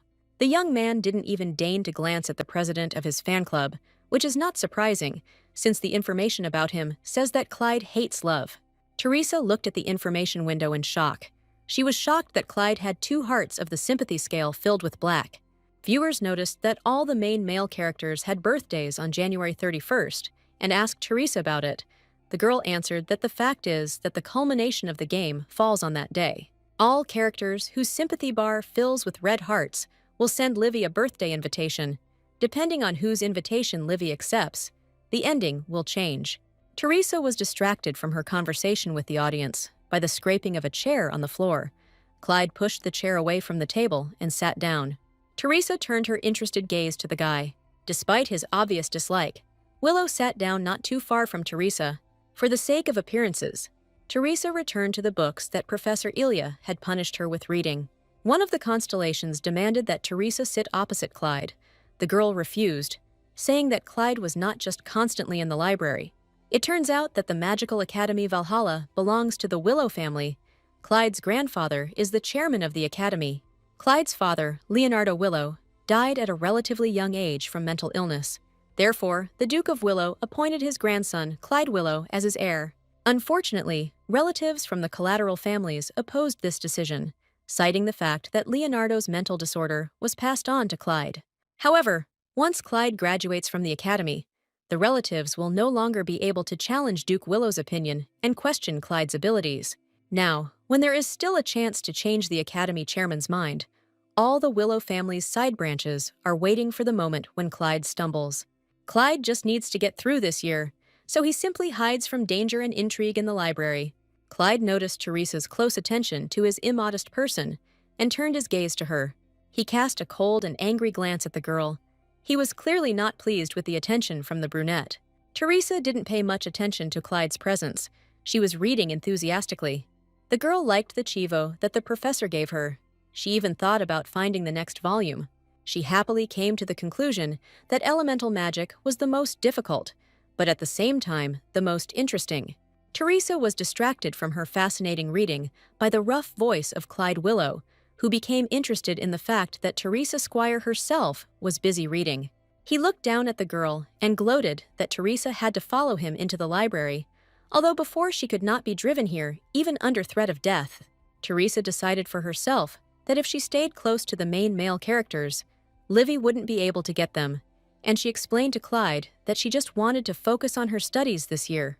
Clyde slammed the book Teresa was reading shut, dismissing her talk of studying as a lame excuse. The guy loomed over Teresa menacingly and demanded that she shut up. He was irritated by the nonsense and lies that, in his opinion, Teresa was telling now. The time traveler thought that Clyde was behaving cruelly, although perhaps her predecessor was getting what she deserved. Teresa asked Clyde for forgiveness, not fully understanding what was happening. The guy didn't take the brunette's apology seriously, so if Teresa was really sorry, he advised her to drop out of school, which angered the girl. The brunette decided that he was behaving like a spoiled son. Teresa looked straight at Clyde, while one of the spectators reasoned that if she left the academy, then the game would end, and Teresa could not allow this. Otherwise, she would die. Teresa said it would be hard for her to quit her studies, her calm and polite tone shocking Clyde. She promised to show herself less to the future rector of the academy, agreeing with the audience that if she left the academy, death awaited her. Teresa's words amused Clyde, and he couldn't help but laugh. Clyde even bent over laughing, which caught Teresa off guard. She found the guy's reaction strange. Clyde accused Teresa of lying because she applied to live in the dorm next to him. The guy looked down on the girl rudely and condescendingly. Teresa's eyes widened in shock. She didn't fully understand Clyde's train of thought. She was frightened by his intonation and rudeness. Clyde continued to accuse the girl of being the most stupid, unrestrained, and selfish person he had ever met, while he continued to put pressure on Teresa. The brunette realized that Clyde had understood the essence of her predecessor well, but the guy continued to put pressure on Teresa Squire. Clyde doesn't understand why Teresa continues to pursue a man who directly rejects and belittles her. The constellations said that at such a moment, they usually say that the feelings have disappeared. But that would be too predictable and boring, Teresa agreed with them. But it's not that simple. Teresa's unrequited love for Willow's heir is the main reason for her death. In order to survive, she needs to end these unrequited feelings. Teresa put her hands to her chest, demonstratively became embarrassed, and admitted that it was difficult for her to explain what she was feeling now. Clyde laughed. He thought that now Teresa would try to get him again. The heir of Willow was already getting ready to leave. The only thing that stopped Clyde was that Teresa continued her monologue, the brunette confessing that it was too natural for her to love him. The calmness, sincerity, and a certain warmth in Teresa's words made Clyde freeze and turn around to look at the girl in confusion. Popodanka thought about her past life. She created this world with her own hands. She put a lot of effort into creating the main characters, so she can't hate them. Teresa tenderly told Clyde that she loved him like he was her destiny, that she just couldn't explain why she felt that way. Clyde Willow felt as if he had been hit on the head, and he was plunged into the abyss of surprise again and again. Something inside Clyde cracked and broke, and he began to press even harder on Teresa. Clyde repeated Teresa's words with coldness and cruelty. He loomed over the girl even more. It turns out that Teresa often said these words to Clyde, with a different intonation, but exactly these words. However, this time Clyde's reaction was too serious, as if he noticed that something important had changed in Teresa. Teresa cut Clyde off abruptly, loudly and clearly, saying that she would no longer love him. The audience was a little taken aback by Teresa's statement, and she herself was shocked by her hasty reaction. But the brunette decided that this was the best option. She would not be able to hide her feelings. Teresa admitted that she couldn't hate Clyde. She smiled softly at him and extended her hand for a handshake. She suggested to Clyde that they just ignore each other and live in peace. Clyde remained silent and stepped back from Teresa. He quickly turned around and walked away from this library hall, away from the much-changed Teresa. Teresa felt awkward that Clyde had just left without even answering her, and the constellations asked if Teresa could have simply lied to Clyde. The girl began to collect her books and replied that lying with the treasure doesn't work that easily. Clyde walked quickly down the corridor, almost running, his steps echoing in the silence of the huge corridors. A low growl began to form in Clyde's chest, and the boy grabbed his head and bared his fangs. The guy stopped abruptly in the middle of the corridor, a multitude of thoughts flashing through his head, quickly replacing each other. The boy's blue eyes turned red, his hair was disheveled, and the main thought was beating in his brain. He could not understand how Teresa could do this, how she could suddenly refuse to love him. Clyde's inner voice woke up and began to analyze the new Teresa. Clyde's alter ego appreciated Teresa's pure feelings and noted that before, the girl's confessions only made him feel nauseous. Teresa's soul seemed to have changed, such a sublime feeling of love that the brunette now feels is sweet and charming. The voice in Clyde's head tried to continue by saying that Teresa would now strive for her dream until her death. But Clyde silenced his inner comrade. Meanwhile, Teresa continued to tell the star-studded audience why Clyde shouldn't lie. In fact, Clyde is half human, half demon. Clyde is a half demon. The inner voice was outraged at being silenced. The voice pressed on Clyde. The boy's reflection smirked, accusing Clyde of still thinking of himself as a human. Clyde was revealed to be the son of Succubus, a female demon seductress, and Leonardo, a human. People will never recognize him because of the demonic nature that he inherited from his mother. Clyde lowered his hand into the black magic portal. In his hand was a magical amulet ball that emitted light and drove away darkness. The guy pulled him to his chest and squeezed him tightly. Clyde was clearly angry and upset. As Clyde channeled mana into the amulet, the darkness surrounding the boy gradually began to dissipate.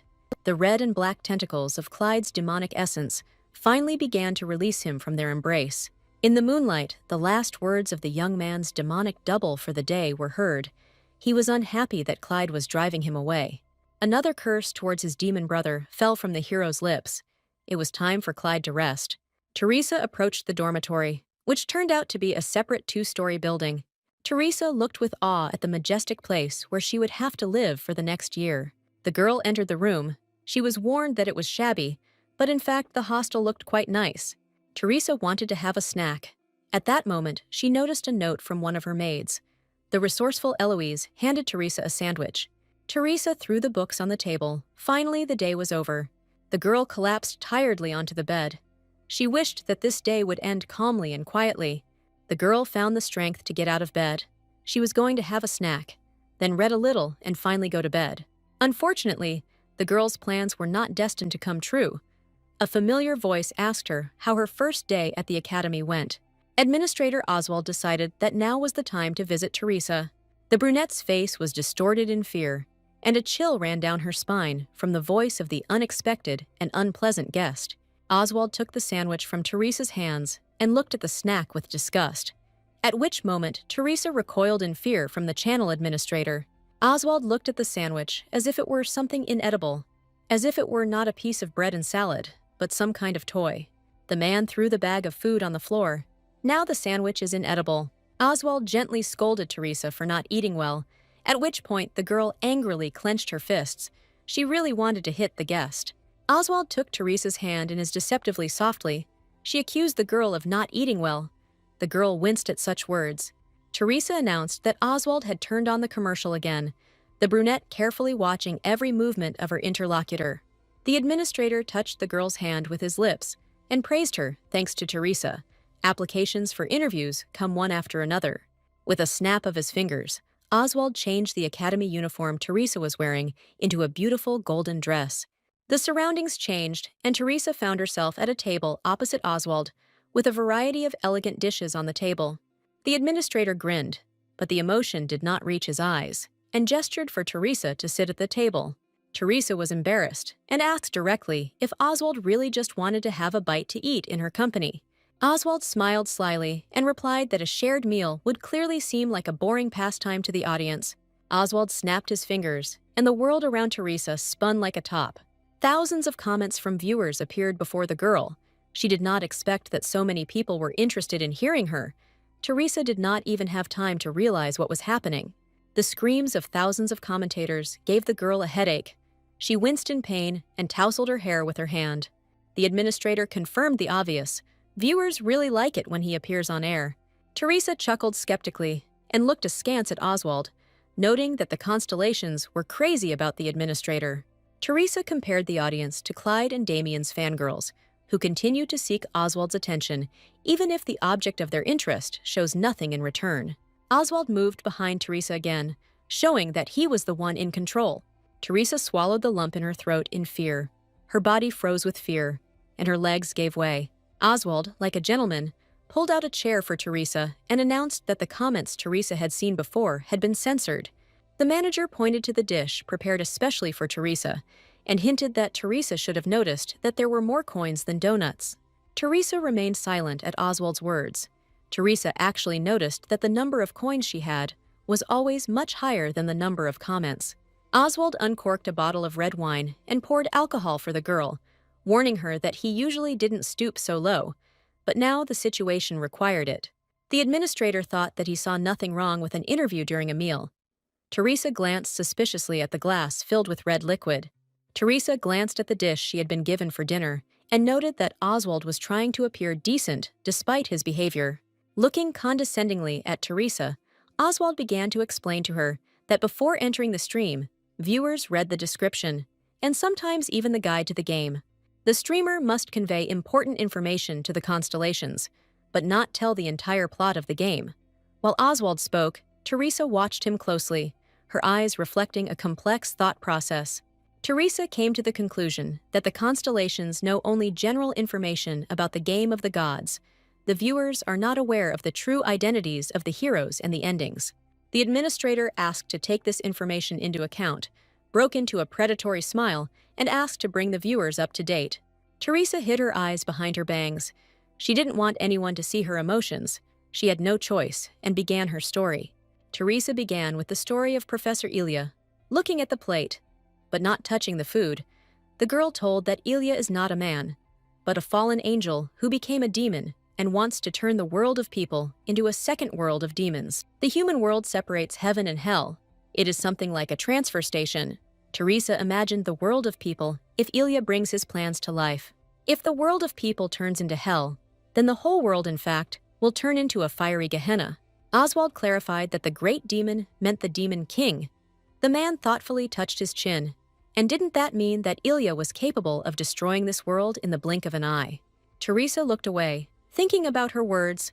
She remembered that her team thought the same thing, so they imposed some restrictions. Teresa chose a metaphor about life in water and on land. It is impossible to live in two places at the same time. The same applies to Professor Ilya because of the limitations he uses the human body to stay on Earth, like scuba gear. Teresa excitedly revealed that lower-ranking demons use contact with humans to bypass restrictions. Oswald propped his head up with his hand in interest and grinned, pleased with his choice of streamer. Teresa narrowed her eyes. A drop of sweat ran down her temple.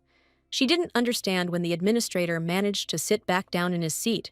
The administrator smirked arrogantly. He said that for a simple harem game, a game with hell and heaven, this was something too complicated.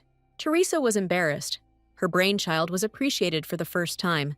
She turned away from Oswald in embarrassment and began to justify herself in a chattering voice. She said that the game of the gods was first and foremost a role-playing game. Mentally, Teresa admitted that she had not planned a well-thought-out world. Oswald closed his eyes and suggested moving on to a more important and interesting topic for the constellations.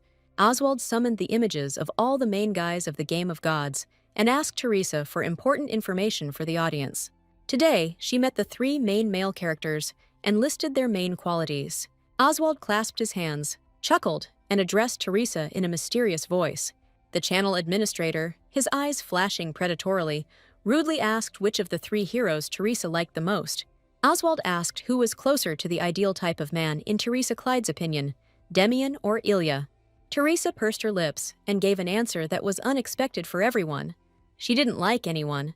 This disappointed Oswald, and a spark of anger began to light up in his eyes again. Teresa understood what the administrator was unhappy about. She gave too indifferent an answer for a broadcast about romance. The girl hastened to correct her situation. She slightly nervously squeezed the hem of her dress and said that among the secondary characters who did not appear, there was one who suited her taste. This character is Professor Felix Lockhart. He has the ability to understand animals and has a beautiful laboratory that looks like a botanical garden. Also, Teresa had not yet met the Emperor. The girl with a calm face decided that it was too early to choose someone. Teresa reported that the characters they met were also nice, and Oswald was satisfied with the way Teresa got out of the awkward situation. Teresa admitted, with a serious expression, that she couldn't help but love all the characters, since she created them. Teresa nervously squeezed the hem of her dress until the fabric rustled. The oppressive atmosphere frightened and unnerved her. Oswald grinned, baring his fangs. He called her feelings quite ordinary and boring. However, the administrator did not understand that Teresa did not mean feelings for virtual content, but about what really happened to her. Teresa looked down at the floor, frightened and upset, and noticed that she had displeased the crazy administrator. Oswald is like a ruthless, selfish god to people. He is much more dangerous than all the characters she met today. This monster in human form can do something to Teresa at any moment, or rather, he is already doing something to her. The girl hung her head dejectedly. Everything she was saying now seemed banal and boring to Oswald, so she decided to ask the admin about this being his first romance-themed stream. Teresa looked at Oswald closely and asked him what his impressions were. She decided that she could ask questions too. The administrator chuckled thoughtfully, a creepy grin blossoming on his face. The girl quickly realized what she could get for asking questions. Teresa became embarrassed and thought that she would not get anything good from the man. Oswald stood up and loomed over Teresa, his empty eyes scanning the girl's tense figure and accusing her of not having any romance yet. Oswald stroked a strand of Teresa's hair, deceptively sweet and elegant. The administrator roughly squeezed this strand. He admitted that he thought the spectacle would be more boring. Oswald's expression softened, but the softness did not reach his eyes. He praised the girl for her entertaining streams. Oswald is even glad that the romance hasn't started yet. He considers it boring. The administrator roughly grabbed the chair Teresa was sitting on. Oswald loomed over the girl, his eyes flashing dangerously. He considered Teresa herself to be the interesting part of this story. The administrator grinned dangerously and seemed to threaten that he might become a fan of Lady Teresa. Teresa looked at Oswald with a penetrating gaze. She quickly realized that this whole farce was for the sake of satisfying the constellations, the man pretending to be kind in order to increase his reach. The administrator warned Teresa that her viewers were not human at all, and that it would take a lot of incentive to win their attention. Oswald gave the girl a quest. She must get into the student council, otherwise she will return to the Squire estate and the game will end. Teresa was scared. Not only was Oswald brazenly touching her shoulders and hair, but Clyde was also on the student council, with whom she promised to reduce contact. The administrator's fingers dug into Lady Teresa's shoulders like claws. There is nothing more interesting than watching a person suffer in a world unfamiliar to him. Oswald leaned towards the girl's ear and whispered that she had to try hard to win the love of the audience. He noted that unloved people like Teresa always achieve success in their broadcasts. Teresa hid the storm of her emotions behind her bangs. This damn administrator calls the circus she is forced to arrange for the sake of Coin's love. The girl couldn't stand it and threw the man's hands off of her. She indignantly shouted that he didn't even know the definition of the word love. Oswald closed his eyes in a feigned innocence. He had already thought out how he would act in such a situation. Oswald agreed that more than anything in the world, Teresa wanted love. That's why he prepared this stream for her. She should perform proudly on this stage. Unlike her miserable past life, in this world, Teresa's main goal is to be loved and to love. Oswald looked into the girl's eyes aggressively and coldly. Now Teresa must receive love.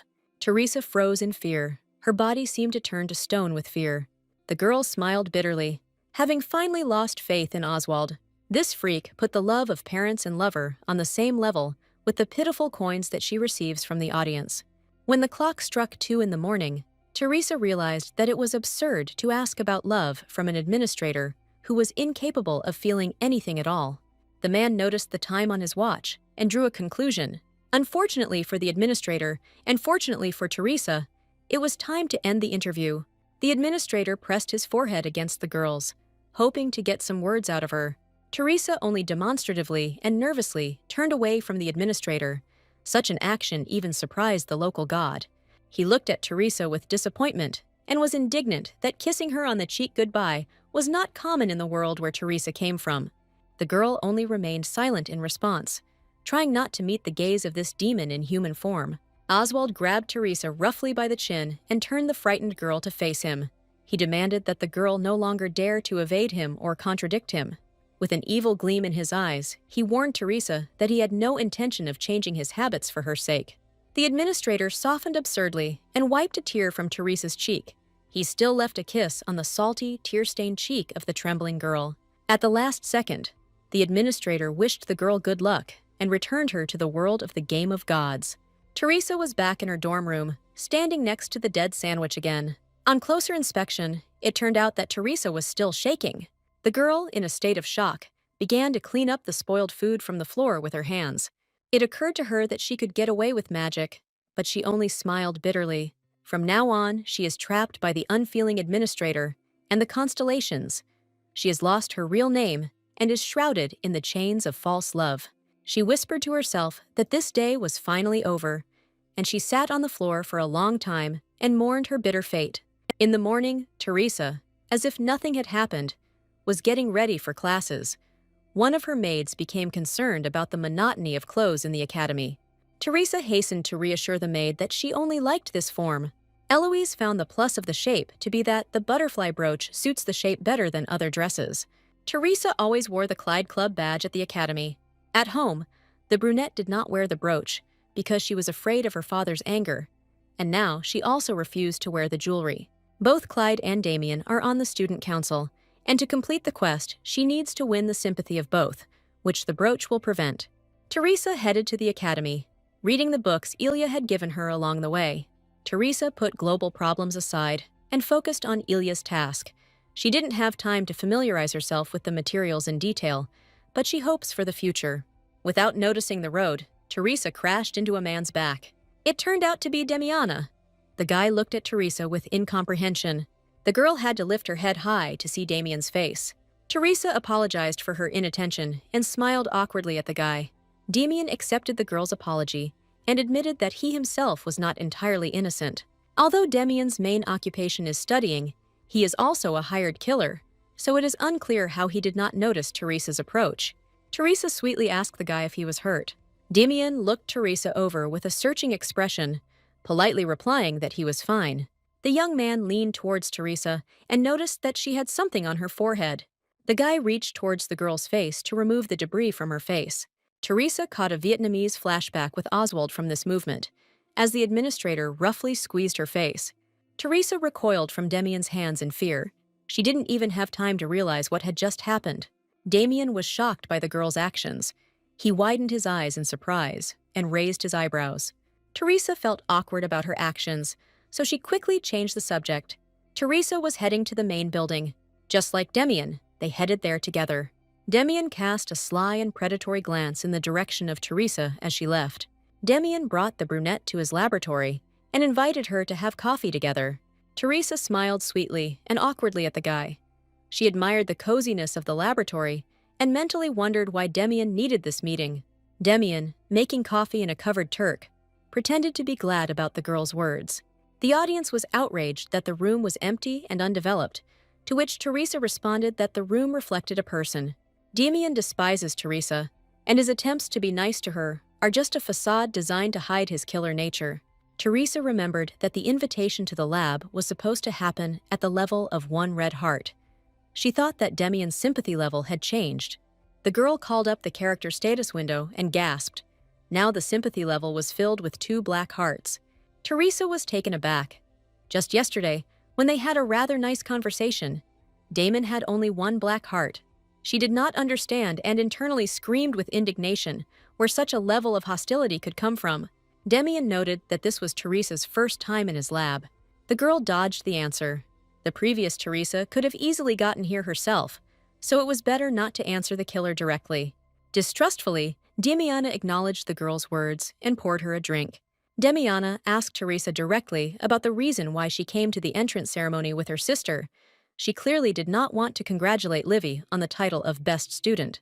Teresa frowned. Demian was well aware that Teresa would never celebrate other people's achievements. The young man's words mean that he wants to know what Teresa thinks about Livy and how she plans to use the blonde.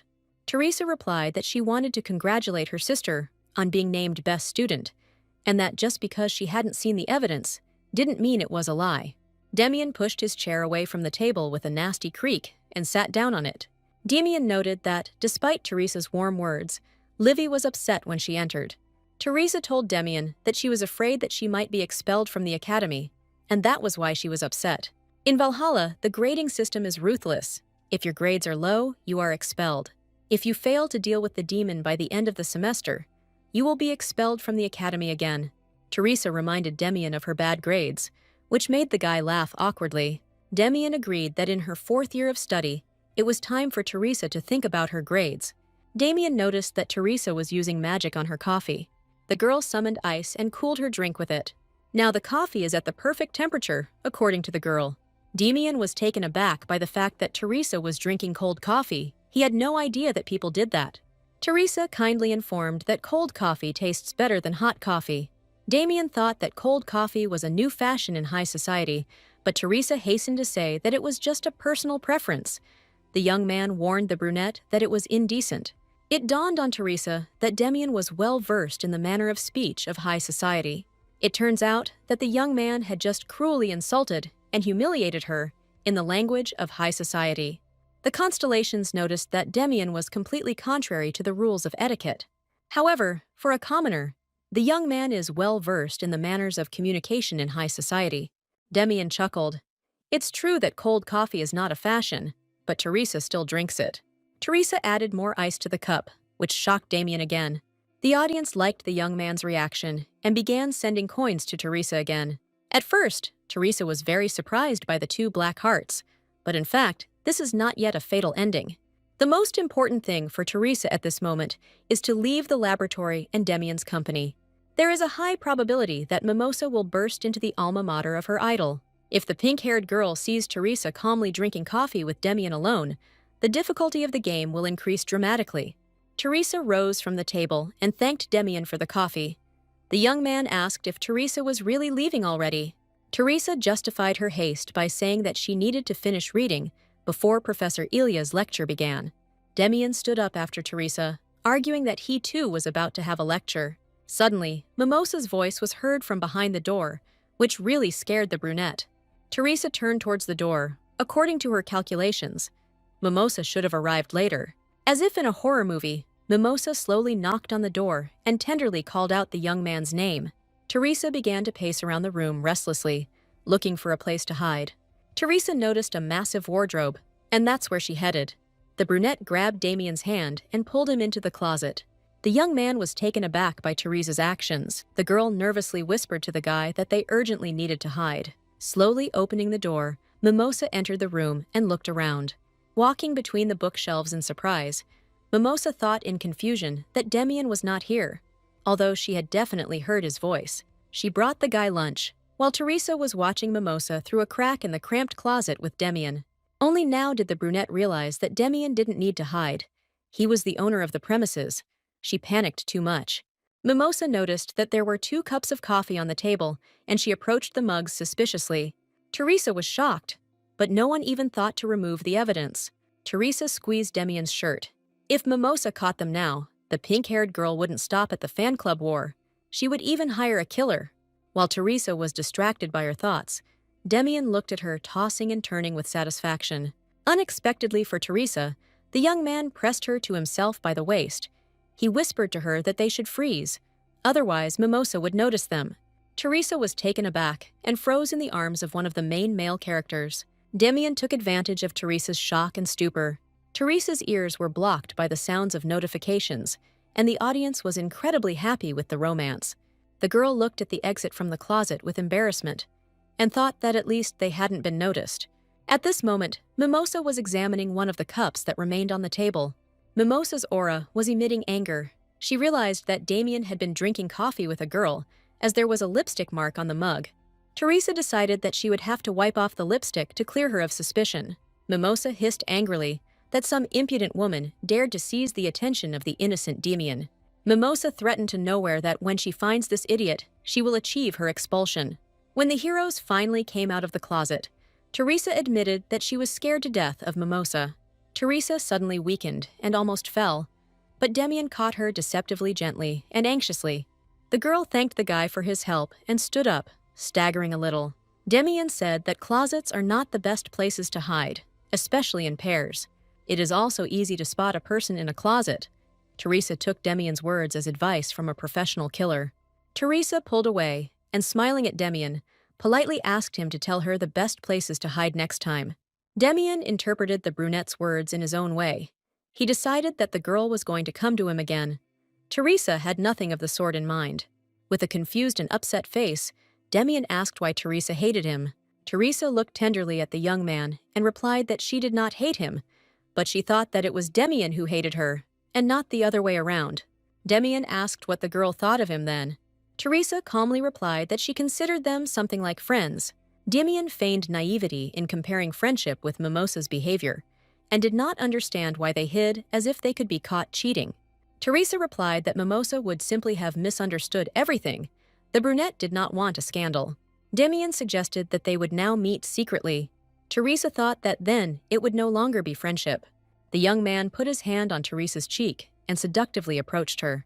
Damien returned to the topic of hide-and-seek, and where it is best to do it. He used all his charm on Teresa.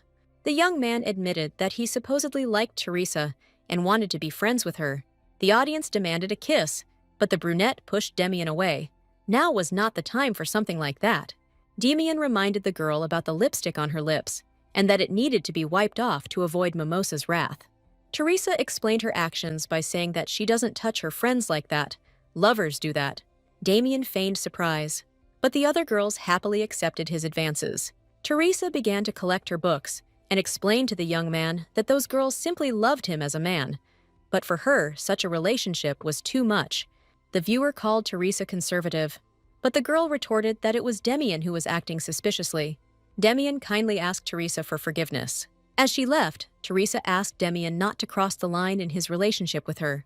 The young man watched the departing girl until the sound of her heels died away. Damien took off his glasses, feeling strangely uncomfortable because he couldn't figure out Teresa. It irritates him terribly that Teresa has changed, and he can't just read her and break her. Damon, like Clyde, noticed the changes in Teresa. The guy looked coldly at the shards of the cup. Not only Teresa's character had changed, but something else as well. Now, although Teresa looked a little far-fetched, she was not stupid this time. At one point, Damien thought about giving away their location to Mimosa, but those thoughts disappeared the moment Teresa grabbed him by the collar. Damien admitted it was awkward. The bird brought Damien a message from the Assassin's Guild. The boy removed the paper from the bird's leg, carefully giving the bird a treat in exchange. The letter was indeed from the guild. Damien's new assignment was to confirm Livy Squire's level of magic and report any other notable points. Livy Squire used to live in the slums, where she ended up after being kidnapped from her family.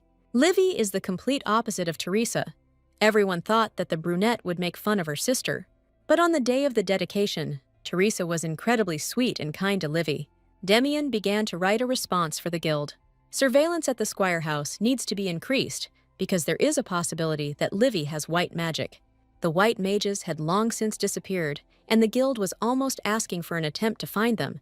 There was no way Teresa didn't know about this and used Livy as bait. Damien decided that there was no point in thinking about this topic. Teresa was undoubtedly stupid. But what she is planning remains a mystery. Her face has new expressions. She used to be irritating, but now she inspires confidence with her gentleness. Damien released the bird with the answer back to the guild. He decided that for now he would watch Teresa himself. Damien's sympathy level for Teresa at this moment reached 1 red heart. Teresa has already gone crazy. Ilya has a lecture soon, and she hasn't finished reading yet. Walking down the hallway, Teresa noticed a notice board. She saw the propaganda posters of the Clydists and Demise, and took into account that war begins with recruitment. She noticed instructions on how to join the student council, just what she needed.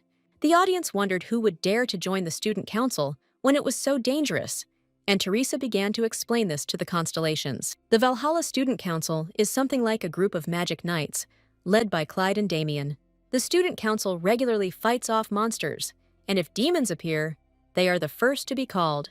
They are given all-round support because the chances of death for student council members are unusually high. Joining the student council is one of the most effective ways to achieve success. After graduation, its members immediately receive the protection of the House of Villa and are invited to the imperial court to receive a medal.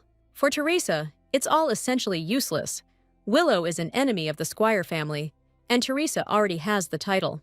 Teresa sighed heavily. She didn't want to increase the chances of her death, but fighting a monster sounded much better than living in the manor. Suddenly, a familiar voice called Teresa by name. It turned out to be Professor Ilya. The man approached the girl from behind and asked if she was thinking about joining the student council. Ilya's unexpected appearance surprised the girl. Teresa exclaimed in surprise and jumped back from the approaching professor. She nervously greeted the man and thought that she almost had a heart attack from fear. She hadn't even finished reading the books yet, and she had already run into Professor Ilya. The professor ignored the student's fear and advised her to read the book she was holding in her hands now after completing the 2 previous parts of the series. Teresa responded in surprise that she had done exactly that. She guessed that the professor had thought that she had started reading from the last part. It turns out that he had not meant that, yes, she had to read the whole lecture. Professor Ilya looked at the girl in surprise and asked again if she had really read everything. Despite her obvious nerves, Teresa confirmed that she had read all the books in full, but the content of the last one was a bit difficult for her. The girl tried to change the subject. She was going to read the rest during lunch and had now bought a sandwich for the meal. An awkward silence hung between Professor Ilya and Teresa. For some reason, Teresa showed the professor the sandwich she had bought. Shaitan admitted that she did not have time to finish everything before the lecture began, and asked for forgiveness for this. Professor Ilya reminded her that he did not tell her that she had to read everything before the lecture began. Teresa was surprised by the professor's words and looked into his eyes with incomprehension. Seeing the girl's tired appearance, Professor Ilya became worried about whether she had slept that night. Teresa was surprised. She didn't think she looked so tired. The brunette replied that she had slept well that night and that she was fine. The professor's piercing green eyes flashed suspiciously at the elder lady squire. The man invited the girl to the library. Teresa was surprised by his hospitality and became worried. She did not understand what Professor Ilya wanted to do. The man nodded meaningfully towards a comfortable-looking sofa, and Teresa realized that he wanted her to sit down. Teresa followed the professor's order and sank down onto the sofa.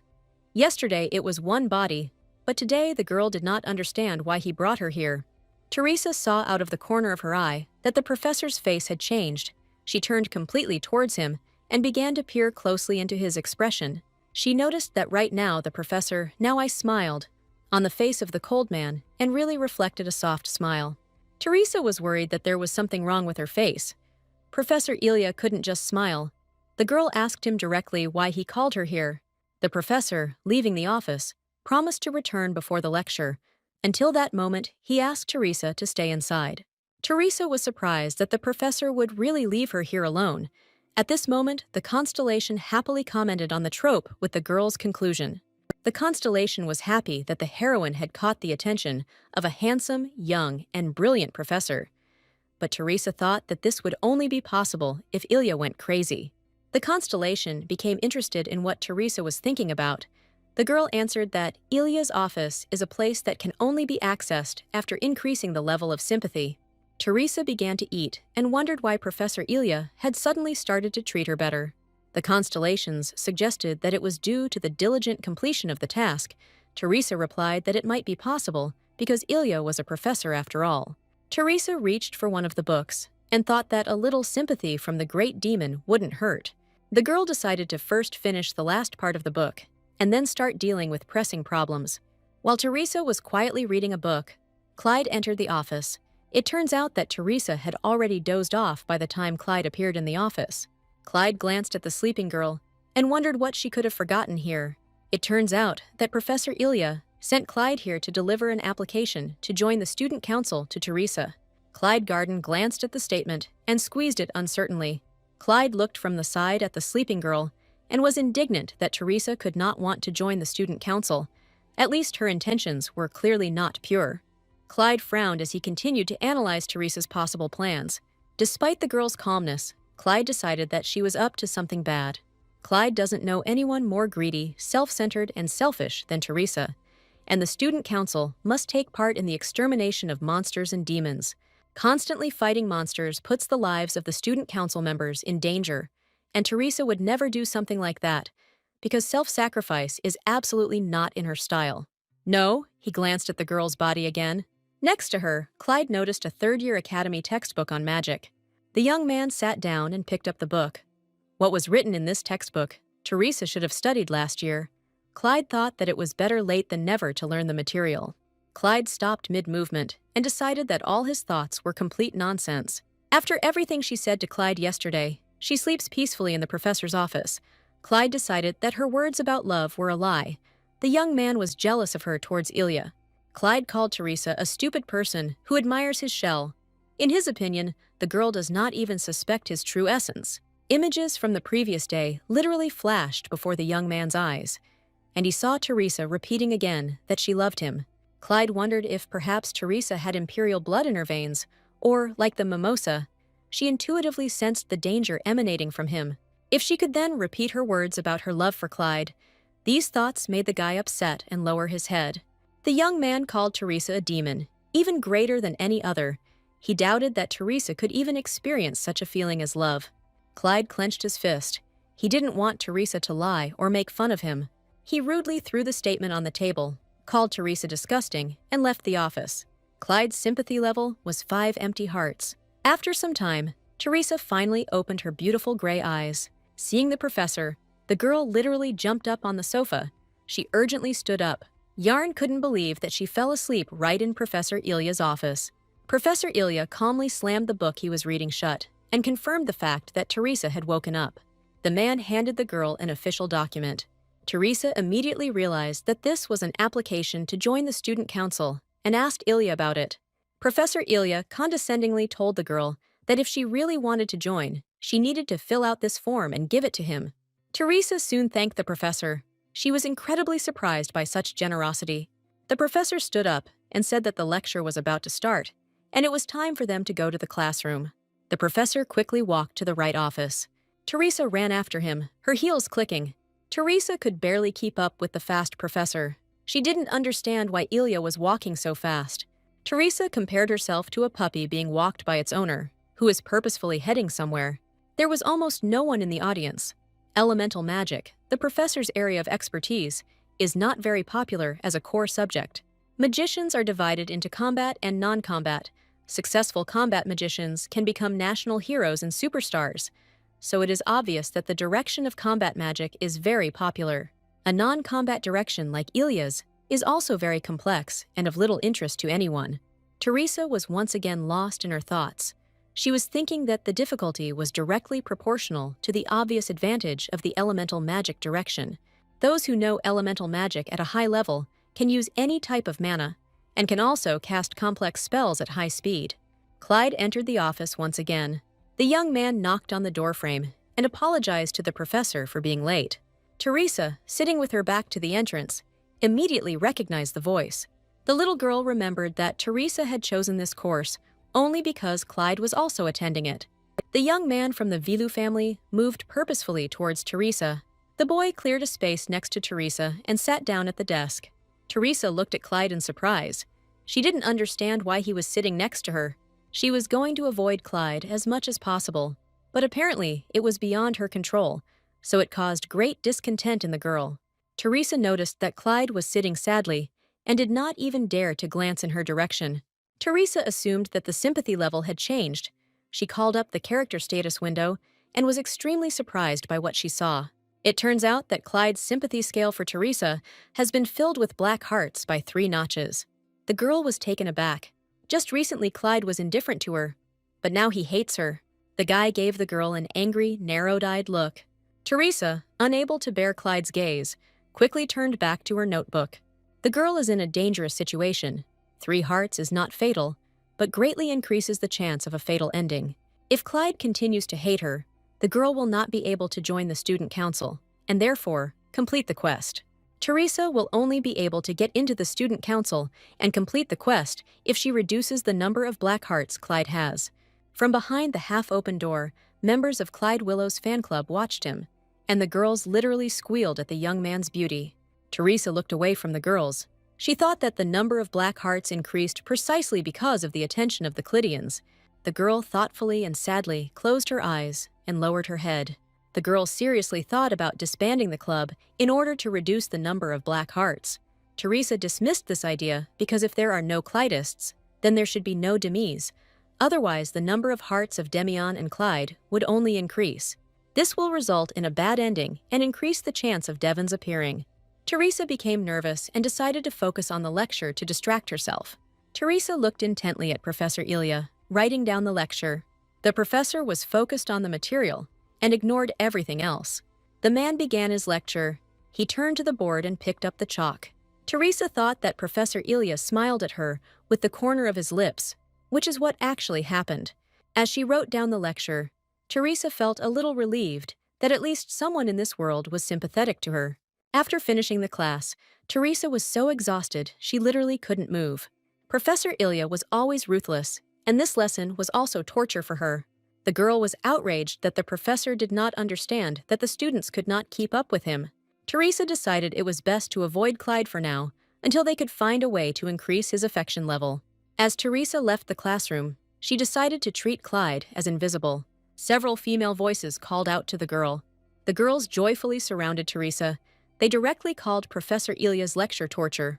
While chatting pleasantly with the girls, Teresa realized that they weren't even listening to the lecture. A quiet, hoarse voice called out to Teresa. The girl turned around at the slightly creepy voice of her classmate and was stunned. The tired and creepy girl was surprised that Teresa went out today without Clyde. It was Lady Rumio, and Teresa immediately noticed her. Rumio has made a contract with a demon and initially has a role as a minor villain.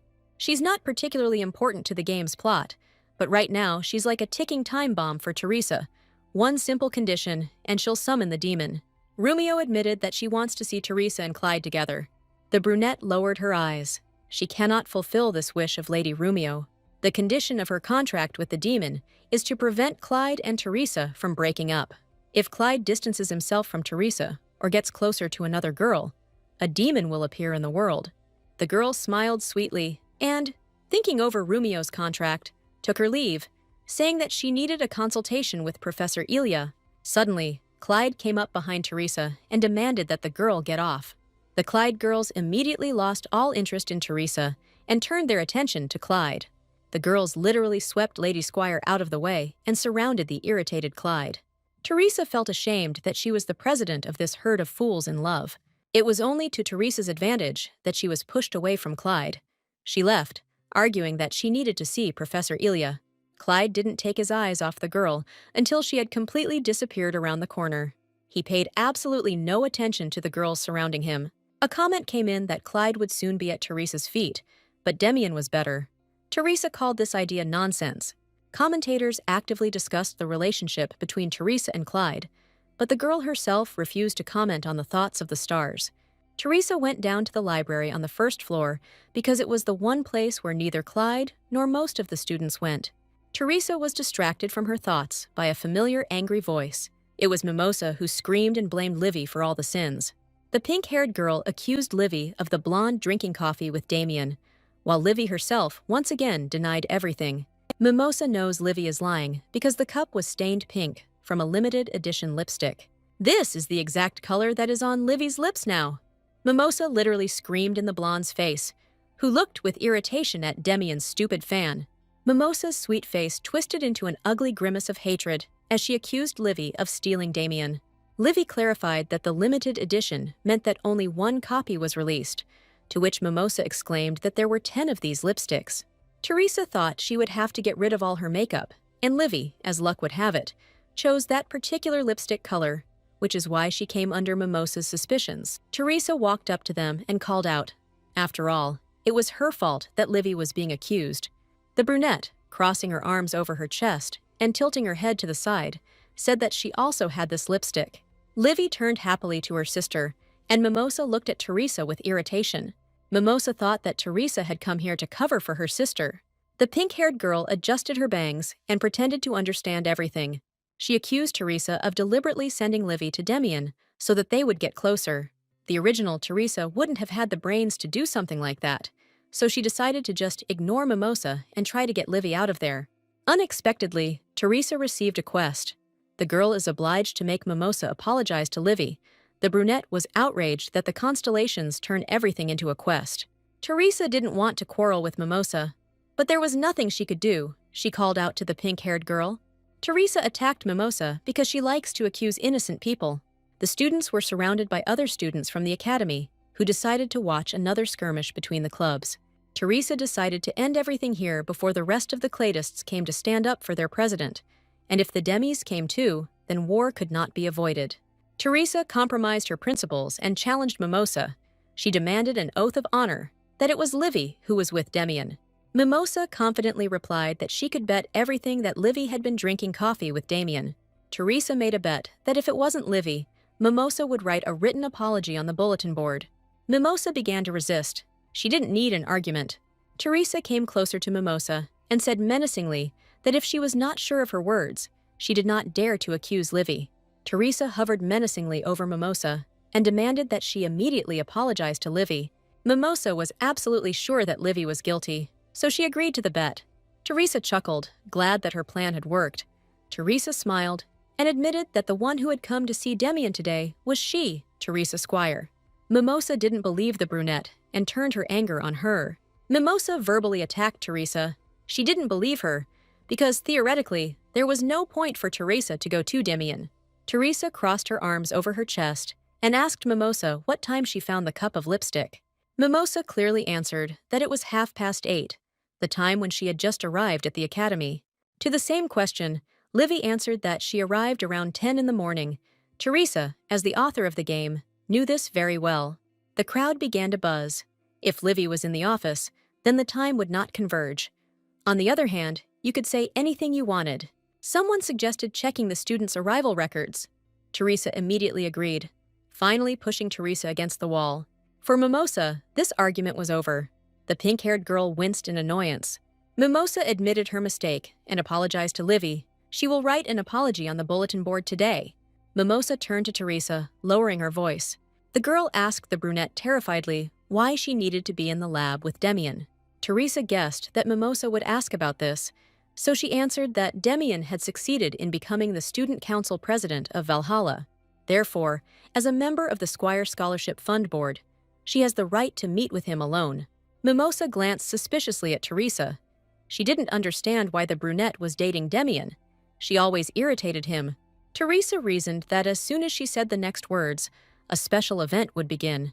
Teresa, elegantly twirling a lock of hair, replied that she had chosen Demian as her escort magician. In the original Gods game, this event starts when Demian has 2 red sympathy hearts. From the start, Demian was an outstanding student who deserved to be a scholarship student. If Teresa had not intervened, he would have long ago become a knight in the Squire family. Mimosa pursed her lips in annoyance. Even if she belongs to the imperial family, she still has no right to interfere in the choice of a personal knight. Teresa waved to her sister and beckoned her to follow her, and the Squire sisters left the library. In the evening, there was a knock on the door of Teresa's room. The girl did not understand who could come to her at such a late hour. When she opened the door, an unexpected guest appeared in front of her. It was Demian. Teresa reminded him that visiting the girl in her room at that hour was against school rules. Demian replied that he knew, so he came here unnoticed. Teresa thought that it would be difficult to notice a professional killer, which Demian is. The young man said that he had heard about what had happened today, that Teresa had chosen him as her personal knight. Teresa confirmed Demian's words. She admitted that it was a little late, but if he didn't mind, she would like to sign a contract. For commoners like Demiana, becoming a knight of a noble family gives semi-noble status and the privileges that come with it. And the girl looked at the cold young man with hope. Demian looked at Teresa for an answer and said that he agreed to the contract. Teresa ignored the wedding comment and told Demian that she would tell the family about their contract. Suddenly, there was a sound of something hitting the ground. Demina dropped to his knees in front of Teresa. The young man took the girl's entire palm and kissed it elegantly, as a self-respecting knight should. Teresa was taken aback by the young man's behavior and exclaimed that there had been no official appointment yet, and that this embarrassed her a little. Damien looked deep into Teresa's eyes and, as if flirting, said that a knight should do so. Despite the unctuous volume, Damien remained cold towards Teresa. The girl was surprised that the hired killer was smiling so brightly. She looked at the young man in shock. Demi slowly rose from his knees and informed Teresa that he was leaving. As he left, Damien turned around and wished Teresa sweet dreams. Teresa thought that the warmth emanating from the young man's smile was most likely just a trick of the light or her imagination running wild. Teresa watched Damien leave. She noticed that something had definitely changed and decided to test the level of sympathy. Teresa was taken aback by what she saw, her eyes widening in shock. Teresa found that Damien's affection level had increased to 1 red heart. As I walked back to my room, I thought with interest that such rapid changes looked too suspicious. The girl decided that since this was no longer a game, this could very well happen, because Damien was a real person living in this world. Teresa needs the sympathy of the main male characters and the comma to progress through the game, but she doesn't want to get really attached to them, because after the hidden ending, she plans to escape to heaven. In the morning, Teresa showed Professor Ilya the books he had given her. Ilya asked if the girl had any questions left. Teresa replied that the parts she did not understand she found in other books in the library and learned everything, and it was as if flowers were blooming with joy around the girl. Professor Ilya carefully examined the book that Teresa had handed in. The professor stood up, which caused a bad feeling in the girl. The man returned the book to the shelf and took out a new one. Ilya handed a fresh book to Teresa, advising her to read it this time. Teresa took the book from the professor's hands with trembling hands. Teresa wondered nervously if every time she met the professor, he would give her a new book. Teresa thought skeptically that she certainly enjoyed reading books on magic, but coming here every time and spending time like this was a bit of a strain on her. Professor Ilya reluctantly turned around, getting ready to leave for class. Ilya, looking tenderly at Teresa, advised her not to stay up late because she, as a young girl, needed sleep. Teresa looked at the professor and was surprised that he remembered the incident with her lack of sleep. The professor looks indifferent and his tone seems emotionless, but for some reason, she feels his concern. You smiled sweetly and, shyly tilting your head and looking away, agreed with the professor's advice. The professor looked tenderly at the student, but he did not understand why she was smiling. Teresa was very surprised by Professor Ilya's reaction. She thought that he understood everything. Teresa touched her chin in shock. She didn't even realize how she smiled. She was taken aback and looked at the professor, asking if she really smiled. Ilya asked with interest. Why did she smile? Teresa began to answer thoughtfully. Looking awkwardly into the professor's eyes, the girl replied that she was glad that he was worried about her. Professor Ilya, not understanding, raised his eyebrows to the bridge of his nose and looked again at the student. His face clearly said that he himself did not even understand when he was worried about Teresa, which made the girl feel very awkward. As he was leaving, the professor said that he had handed over Teresa's application for admission to the student council, and the girl thanked him for it. A week later, Teresa began to think that no one from the student council had contacted her yet, and that this was, in fact, suspicious. Teresa thoughtfully drew her eyebrows together. The answer should have come almost immediately. Was there really anyone against her admission? The girl headed straight to the student council office. It seemed she would have to go and sort everything out personally. Entering the rock room, the girl looked around and was surprised that there was no one there. A familiar voice told Teresa that it seemed that now any scoundrel could easily enter this place. Clyde was waiting for the girl in the office. He said that it seemed like they were going to ignore each other and keep their distance, but they were meeting too often. Teresa began to calm herself down. She created this baby herself, but his manner of speaking was simply killing her. The girl, feigning calm, said that she had applied to join the student council last week, but had not yet received an answer, so she had come in person. Clyde found Teresa's statement on the table and picked it up. He demonstratively picked it up and pointed to the sheet of paper at Teresa. Having told the girl that she was just in time, he said that the decision on her joining had just been made, and he began to burn the application. Teresa saw that this bastard wanted to destroy her application and began to think how to avoid it. Clyde began aggressively, saying that as the student council president, he was the one making the decision on her joining. At that moment, Teresa began to cast spells, and mana began to gather in her hand, just like Clyde's. Teresa decided to call out a statement to her hand, the magic around her spreading out in purple butterflies. Damien was shocked that Teresa's magic conflicted with his mana. Destroying demonic magic shouldn't be possible. But if Teresa can perfectly complete the rune before Clyde, she'll get her claim back. The amethyst magic rings of Teresa quickly came together to form a single picture. The magical butterflies literally brought the restored statement into Teresa's hands. Clyde was incredibly shocked that the girl was able to overcome his magic. Even Teresa was taken aback by what she had accomplished, looking in shock at the statement in her hands. Teresa raised her hands happily and looked at the statement. She called the statement into her hands. Teresa excitedly showed this to Clyde, bragging that she was able to break through his magic and summon the statement. Clyde clenched his teeth in anger, grinding them together. Teresa looked with fear at the angry expression on the young man's face. Clyde called the girl crazy, and Teresa had to take a step back from his tone and actions.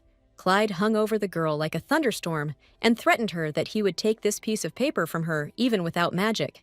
Teresa had to lean away from the young man who was looming dangerously over her. Teresa, looking honestly at Clyde, said that she didn't want to join the student council at all in order to bother him. She thought that, in principle, she wouldn't want to join, but the quest obliged her. Teresa said that if the lady from the Squire family joined the council here, then more people would volunteer to join the monster hunt. Clyde had nothing to say to these words. In the original, Livy joined the student council and became an example for all the students. But now the quest is more important to Teresa than the original plot. In the silence of the room, the slow clapping of palms against palms parted. The rector of the academy entered the office and called Teresa's speech amazing. Teresa immediately recognized who this man was and watched with a little surprise as the older man entered. The director of Valhalla, and also Clyde's grandfather, was surprised that someone managed to take something away from his grandson. He was glad to meet Lady Teresa. Teresa bowed low to the director and greeted him politely, while Clyde looked straight at Duke Willow. The principal approached Teresa and informed her that her magic level was much higher than what was listed in her student records. As expected from the director of a magic academy, when necessary, he can be a ghost. Teresa did not understand from what moment he was watching her.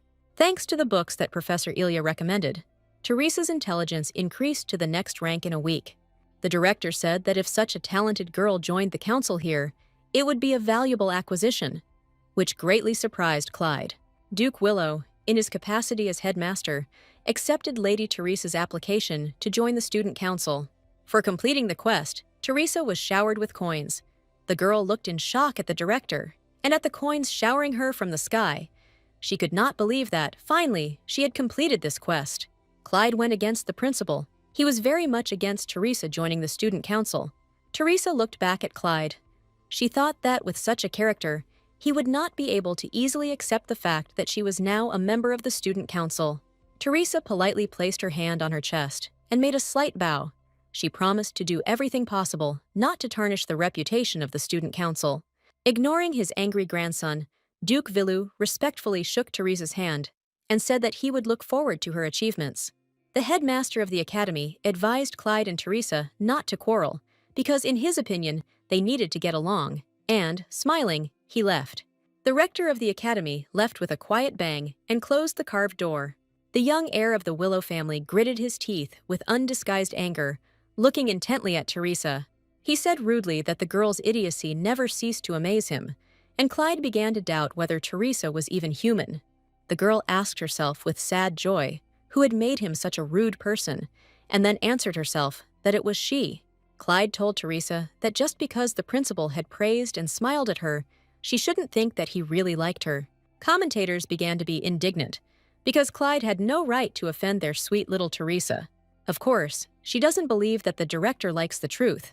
Because the Willow and Squire families are enemies, the director allowed Teresa to join the student council only because he sees benefit in it. Teresa laughed at Clyde. She told him that if she had been more stupid, she would not have been able to destroy his magic. Clyde asked Teresa aggressively his posture expressing his intention to hit the girl. A drop of sweat rolled down her cheek. She wouldn't be able to fight back against the young man. Teresa looked away from the angry Clyde. She accidentally laughed at him and thought that the young man looked too funny in his anger. Clyde's eyes turned red, and he asked again what Teresa's words were supposed to mean. He was angry that Teresa, having broken his spell only once, imagined herself as something significant. Teresa was demonstratively surprised. She had not thought of herself any differently at all. It was Clyde who saw what was not there. Teresa thought she should finish quickly before her rebellious nature reawakened, so she quickly took her leave. As she left, Teresa told Clyde that she hoped they would work together. Clyde remained silent in response. He remained in the office and didn't even move. The academy office was, as always, crowded. And now, after Teresa was announced to the student council members, especially so, Teresa, embarrassed, made her way through the noisy crowd, which was trying to stop her from passing. Despite the fact that Clyde and Teresa had agreed not to cross paths, Clyde walked step by step behind Teresa, while his aura expressed a desire to kill. Everyone was whispering because Teresa usually followed Clyde, and not the other way around. The girl was worried that if the number of people did not decrease, then Clyde would catch up with her. Suddenly, Demian came out from around the turn into Teresa's path. Teresa didn't notice Demian and ran into his shoulder. The girl let out a short gasp, more from surprise than from pain. There was a completely elastic impact between Teresa and Demian, and the girl began to fall backwards. Clyde, who was walking behind, grabbed the girl, but Demian also rushed to catch the girl, and this led to an awkward scene. Teresa immediately rushed to apologize to Demian. She did not see him and feels guilty for the collision. Demian noticed that this was the third time they had bumped into each other, and Teresa apologized for that too, promising to try to be more careful. The commoner smiled radiantly at Teresa and said that everything was fine. The main thing was that she was not hurt. Teresa thought happily that people with red hearts had a completely different character. Clyde aggressively reminded the girl that she was still in his arms. Teresa looked back at Clyde. She had somehow even forgotten that he had caught her. The girl thanked the young heir and hurried to get up. She was incredibly uncomfortable because Clyde caught her. Clyde said he didn't catch Teresa. He just stopped her, because if she had rolled on the floor, she would have been in his way, so she should apologize, not thank him. Teresa was skeptical about Clyde's statements, so she playfully asked for forgiveness. Demian asked Teresa if it was true that she had joined the student council, which was important to him because he was its vice president. Teresa said that it was true that the student council gave a lot of advantages, and after all, she was already in her 4th year. Clyde still managed to wrest the application from the girl's hands, arguing that even if the director approved her admission, she still had to leave the application. Demian watched Clyde leave with a keen eye. He clearly noticed that something was wrong with young Master Willow. Demian was quick to praise Teresa, calling it great that they would be able to see each other more often, thanks to being on the student council, which made Teresa feel embarrassed. Teresa wasn't sure she should be happy about the fact that she and Demian would be spending time together at life-threatening events, although she replied that she was very happy too. The chatterbox hurried to get away from the awkward topic by saying that the lecture would soon begin, so she tried to leave as quickly as possible, saying a crumpled goodbye to Demian. As soon as Teresa disappeared from the horizon, Demian's face changed, and a sly smile played on his lips. Entering the office, Teresa turned to close the door. She did it just in time. Demian muttered something with his lips, still smiling predatorily. Teresa managed to make out what the young man was saying through the crack in the closing door. Demian had just said that her joining the student council would guarantee interesting developments. Unfortunately, Teresa didn't understand what the guy meant. The professor announced the beginning of a lecture on the topic of transformation magic and invited the students to take practical material. Teresa was thinking far from the subject. She couldn't get Demian's last words out of her head. The girl was absolutely sure that he had said then that it would be interesting to watch her. Teresa did not understand what he meant. Professor Ilya announced that today the students will transform a flower into a butterfly, and he also added that students who succeed on the first try will receive extra points. The girl unfolded the handkerchief that was on her desk. There were pansies in it. There was a scream behind the girl. The flower exploded in the hands of another student. The poor guy called the professor to fix the problem. Teresa looked at the flower thoughtfully and tried to understand Demian's reaction. It didn't look like joy for a friend who joined the club. Rather, he was irritated. Most of the students failed, so the professor reminded them that they had to clearly visualize the end result. Otherwise, no matter how much mana they put in, the desired result would not come. The sound of a light fluttering made the professor turn to Teresa and pay attention to the girl. Teresa had no problem transforming the flower into a blue butterfly, which remained sitting on her hand. The girl decided that despite the fact that she didn't know how everything would turn out, she had to avoid any hints of a bad ending. Ilya noted that it seemed to him that Teresa was stuck somewhere in her thoughts during the lecture, but he was glad that she managed to transform the flower into a butterfly on the first try. As soon as Professor Ilya approached her, the girl turned her attention to him and began to listen attentively to his words. The girl smiled sweetly and replied that, as the professor had said, when she clearly imagined the picture, everything came out at once. At that moment, she thought that she actually didn't even understand what she had done. The professor remained silent at Teresa's words, looking in surprise at the butterfly in her hands and being somewhere in his thoughts. A magician is someone who materializes images. If you don't train your imagination, even great magical power will become useless. These are the rules in this world. Whispers went through the crowd of students who were also attending the class. They didn't believe that Teresa could really do this. She used to be the worst in the class. The blue butterfly moved from Teresa's hand to Professor Ilya's palm. Looking at the butterfly with interest, Professor Ilya praised the girl and wished her further success. In potions class, the teacher was delighted with Teresa's rainbow potion, saying that the other students had only managed to make something mouse-colored. During the dance lesson, the teacher noted that today, Teresa did not make a single mistake in her movements, and she could be called the flower of the ball without embarrassment. Teresa responded to all the praise with a grateful smile, saying that only thanks to the professor's excellent instructions had she finally managed to understand the material. Commentators were wondering where one could learn to flatter just as well. Teresa didn't understand them. She didn't seem to have said anything like that. If she had been good at flattery, it would not have been so difficult for her to live as Jane. Teresa came to a quiet place again. The library on the first floor is very convenient because there is a reading room. The girl sighed heavily and sank into her chair. The classes went well today. Despite the good day, the girl felt as if she couldn't get enough air. She remembered what Damien had said about how, if you wanted to hide, then places like a closet were a very bad choice because it was easy to spot a person in them. The girl sleepily rubbed her eyes and looked around the library for a place to hide. She decided that the reading room should be suitable, since Damien did not usually use the library on the first floor. Teresa wondered if this was really the case. Maybe one of the other developers had changed something in the settings, and she hadn't noticed it. In this case, everything she knows could be a lie, and her intervention could change the course of history. Teresa jumped up from her chair nervously. No matter where she went, she would not be safe. She began to think nervously and remember how the characters behaved when they only had one red heart, what she should do to increase the sympathy level. Teresa felt stupid. She really thought she could live here like everyone else. She had to do something immediately. The girl felt completely exhausted. She fell to the floor and began to mumble that she wanted to get out of here. As she screamed that she wanted to get out of here right now, a familiar hand in a black glove reached out to her. Oswald closed the eyes of the crying Teresa and told her to calm down. He calmingly asked Teresa to breathe more slowly, informing her that time had already stopped. Teresa began to understand on the edge of her consciousness who had visited her, but she did not have the strength to do so completely. Teresa, completely tired of the experience, was asked not to break down so early. The administrator gently stroked the girl's cheek, and Teresa's tired consciousness took this as a sign of safety. The girl relaxed and lost consciousness. Oswald immediately picked her up in his arms. The channel administrator frowned in disappointment. The fact that Teresa was in such a state did not amuse him at all. Oswald moved to the inner mountain area, where a doctor immediately approached him.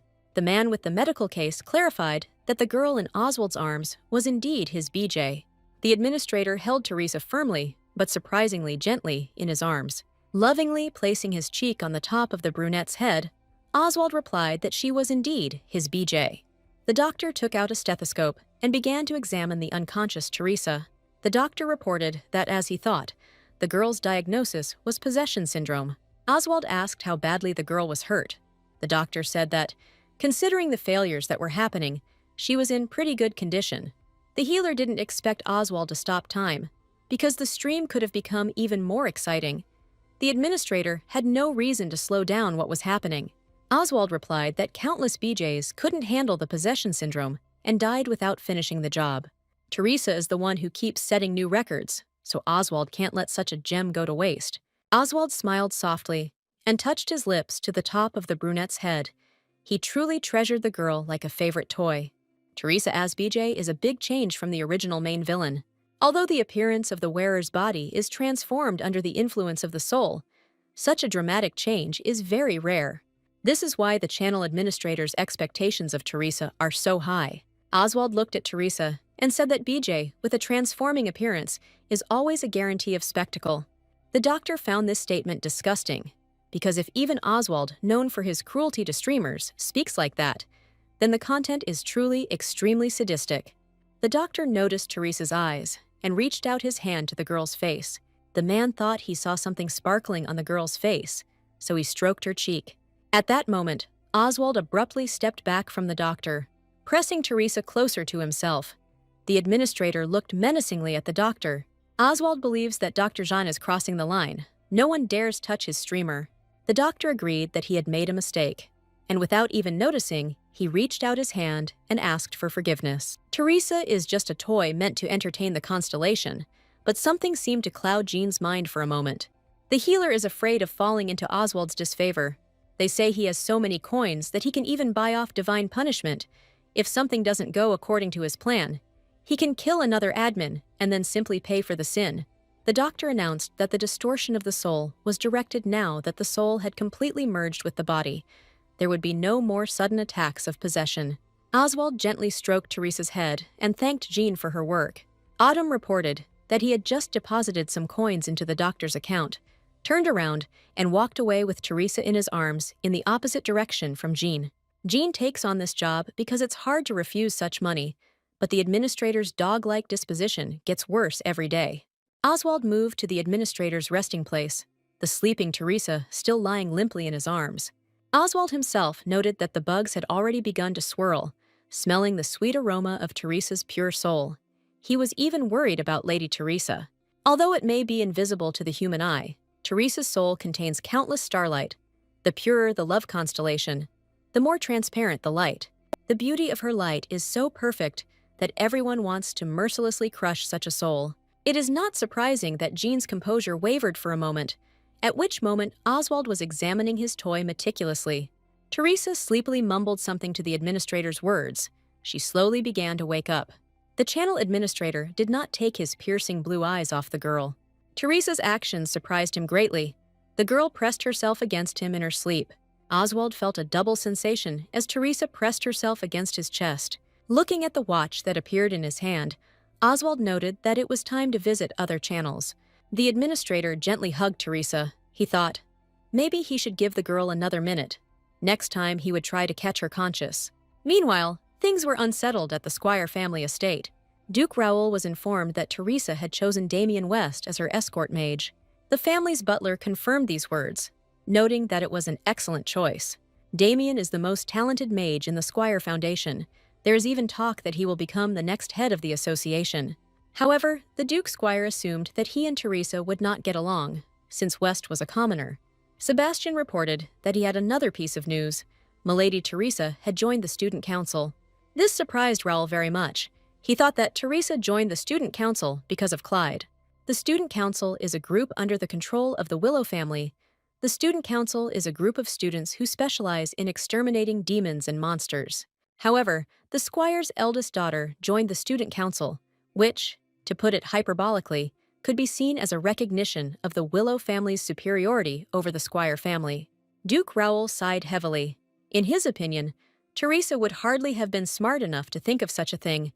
The Duke clarified that there was no news yet. Sebastian reported that the bear's maid had asked for a tailor to be sent. The maid reported that the mistress's uniform needed to be altered. Teresa had recently become interested in reading books about magic and had not even touched the snacks. Lady Teresa has lost a lot of weight, so she needs a complete wardrobe change. Raoul was shocked. His eldest daughter never refused snacks and did not read books. A tense silence fell over the Duke of Squire's office. The sound of the door opening interrupted Livy, returning from the academy. The Duke was surprised that Livia had come so early. The girl said that she had enjoyed her classes at the academy and had made many friends. The Duke also asked how Teresa was doing, and if everything was okay with her. The Duke remembered the Clyde Club with irritation, disappointed that it still existed. Livy doesn't know much about her sister yet, but she is certain of one thing. Livy's elder sister, Lady Teresa Squire, is a good person. The first time Raoul's child showed firmness was to protect Teresa. Even he, as a father, never justified the brunette. Such a development of events only pleased the Duke. He agreed. Since Livy thought Teresa was a good person, then she was. The conversation between father and daughter was interrupted by little Giuseppe. He said that Teresa was a bad and spoiled person if Livia knew what their mother had to go through, but she would never call the brunette good. Livia frowned at Giuseppe, outraged that her brother thought she was wrong. Giuseppe no less gloomily looked at her sister. He was absolutely sure that Livia was being deceived. Duke Raoul raised his voice and demanded that both his children calm down. He said that the next such prank would lead to consequences, which made the boy sulk. The boy was very offended by his father and quickly left the office. Livia tried to stop Giuseppe, but the boy was already far away. Raoul opened the desk drawer and reached for a cigar. He hadn't heard the children swear for a long time. The butler agreed. Mrs. Livia and Mr. Giuseppe always got along. Close people quarrel because of Teresa, who is not even here. Lighting a cigar with a match, Raoul demanded that donations be prepared. Releasing thick smoke from his mouth, the Duke announced that he needed to go to Valhalla Academy. The butler cautiously asked if perhaps it was not worth going so far, but the Duke replied that His Imperial Majesty was only pretending to be concerned about interfamily strife, but in fact was putting pressure on the Squire family. Raoul decided that the best move now would be to pretend that Squire and Willow had made up. If all goes well, the Emperor will torment the heirs of both families less this season. Every club throws a welcome party for new students, and Clyde's Brides Club was planning on throwing one too. It was on this day that Teresa accidentally ran into the most annoying guy in the world, Clyde. Teresa decided that it was better to avoid unnecessary conflicts while it was not too late, so she quickly left the company of the young man. Because they live in a dorm, their paths constantly cross. Teresa wonders if she should leave the dorm. Now she has enough money and can afford to buy a small house near the school. But in God's game, unmarried children cannot become independent from the family. Clyde quickly, demonstratively, not looking at the girl, walked past her. Clyde exuded hostility towards Teresa. The half-breed demon deliberately overtook Teresa and looked back at her, giving her a sly look. Teresa clenched her fist in anger, which commentators found funny and childish. Clyde is starting to irritate her, but Teresa is not going to lose him, so she goes ahead.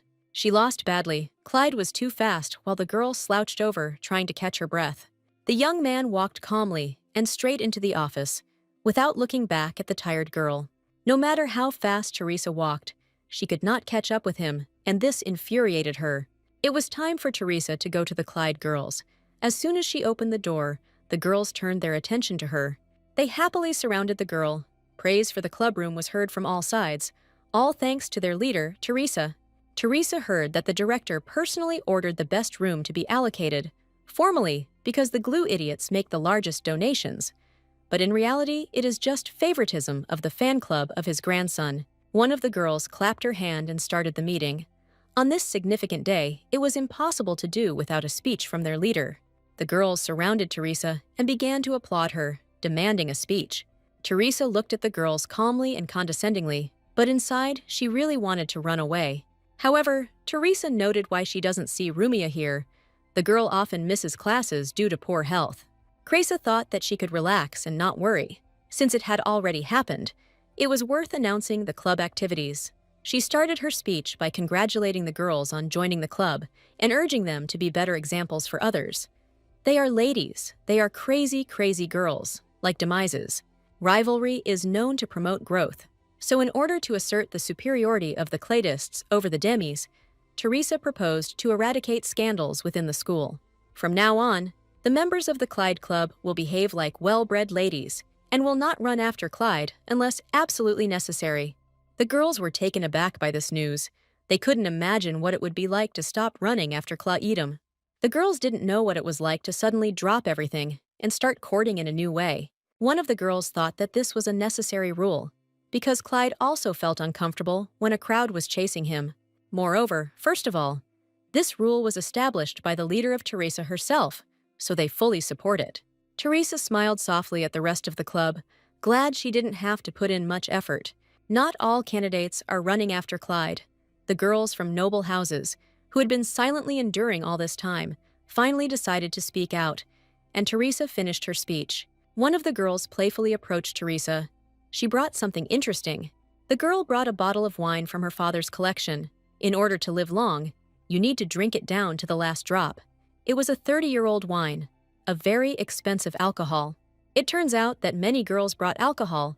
Teresa even wondered if it was a cube of clitists or anonymous alcoholics. The girls decided that Teresa should drink first, because she is the greatest connoisseur of alcohol in the empire. The girl said that she doesn't drink. Everyone laughed at this and gave her a glass of red wine. Teresa, not being a fan of alcohol in her past life, did not think that alcoholic drink could be so tasty. Teresa sipped the drink. The wine was sweet and very pleasant to the taste. The girls were happy that Teresa liked the alcohol. They poured more and more. The girls decided that they were having a lot of fun today. Late at night, a drunk Teresa was lying on the couch in the clubroom, and a family came to pick up one of the girls. The blonde was scolded for drinking so much when she doesn't know how to do it. This girl knows how to cause trouble for her father better than anyone else, but her brother tenderly took her away.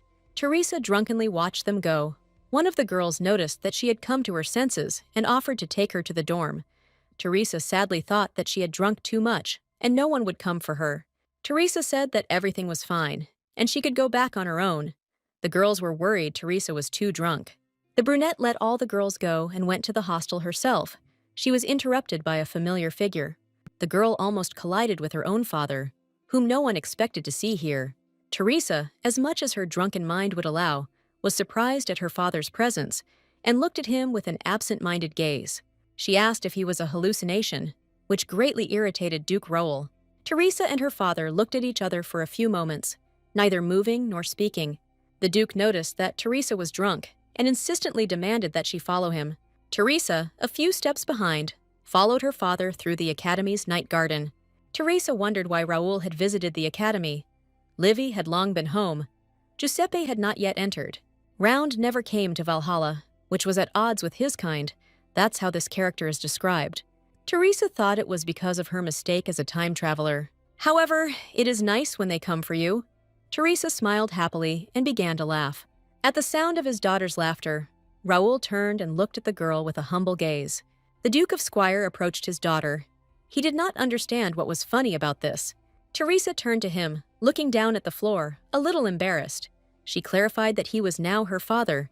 She couldn't believe that, for the first time in 2 lives, she had found a parent. Now she is an accident. And Teresa, even if they call her illegitimate, is still Raoul's biological daughter. The girl grabbed her father's large hand and squeezed it with her small, tender hand. She asked him to go, holding his hands, which surprised the Duke very much. Teresa smiled at her father and admitted that she would very much like to return home at least once holding hands with her father.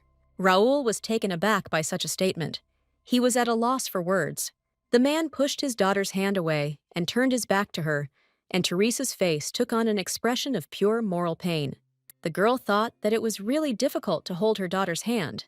She would like to be hugged at least once, to have her wish fulfilled at least once. Despite the girl, Raoul said that at this pace, it would take her forever to get to the hostel. The Duke dropped to one knee, still standing with her back to Teresa. The man stretched his hands behind his back and invited Teresa to climb on top of him. Teresa was surprised and pleased that her father still longed for closeness with her. Out of joy and happiness, Teresa laughed even louder. The brunette literally glowed with happiness. She hugged her father around the neck and climbed onto his back. She asked how he knew that her deepest desire was for her father to carry her on his back. The Duke replied that he had simply decided to speed up their movement. Teresa was worried that her father might have a hard time, but he refuted her fears. Teresa hugged her father tightly around the neck and tenderly pressed the top of her head to his cheek. At the same time, she reasoned that Teresa had inherited strength from the Duke. She said out loud that Teresa was very similar to her father, which caught Raoul by surprise. The Duke called her words nonsense. In his youth, he was completely different from his daughter. Teresa weakly protested that they were indeed the same. Teresa noticed that Raoul's voice had become much softer than before. The girl closed her eyes and turned to her father again. She admitted that she always envied other children. Their parents came to pick them up, but this never happened to her. But today, Raoul came for her, and finally her parent came for her. Teresa admitted that today, it seemed, she had become a little less pathetic. Her eldest daughter's words touched Raoul's soul. The Duke smiled faintly as he listened to his daughter's revelations. Teresa had changed a lot lately, and it seemed for the better. Teresa fell asleep after all, sitting on her father's warm back, and Raoul made the rest of the way to the quiet snoring of his daughter. In the morning, Teresa woke up from the sounds of notifications. Her channel had broken records again and moved to a new level. The girl held her head. She was definitely hungover. Even a drinker like Teresa couldn't stand the alcohol without a snack. The girl's head was spinning. These damn constellations were inundating her with donations and notifications. Yesterday, she seemed to have only been drinking, so she didn't understand where so many reactions were coming from.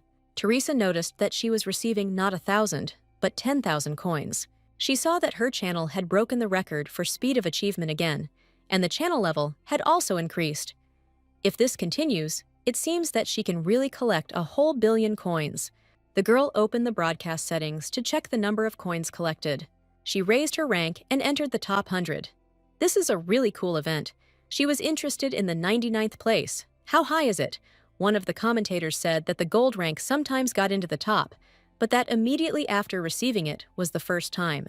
Constellation reported that almost all the gold channels that Oswald follows were in the top. The girl did not quite understand what was happening, but she felt disgusted by the fact that she again showed how good Oswald is. There was a knock at the door, and one of Teresa's maids brought her a light breakfast. The last thing Teresa remembers is when she drank her 10th bottle of strong alcohol. She asked the maid how she even got back to the estate. The maid reported that Duke Raoul had brought her in his arms. Teresa was surprised by this information. The brown-haired woman asked if this was really true. The maid replied that yes, but they didn't even know how far he had walked. The maid reported that he had come to the school to make a large donation, and the maid passed Raoul's note to Teresa. The note stated that Damien West was being appointed as Teresa's personal security mage.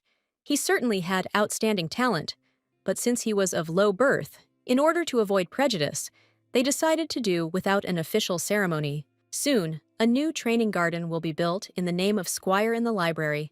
Also, a famous restaurant and cafe will open next month on the territory of the academy.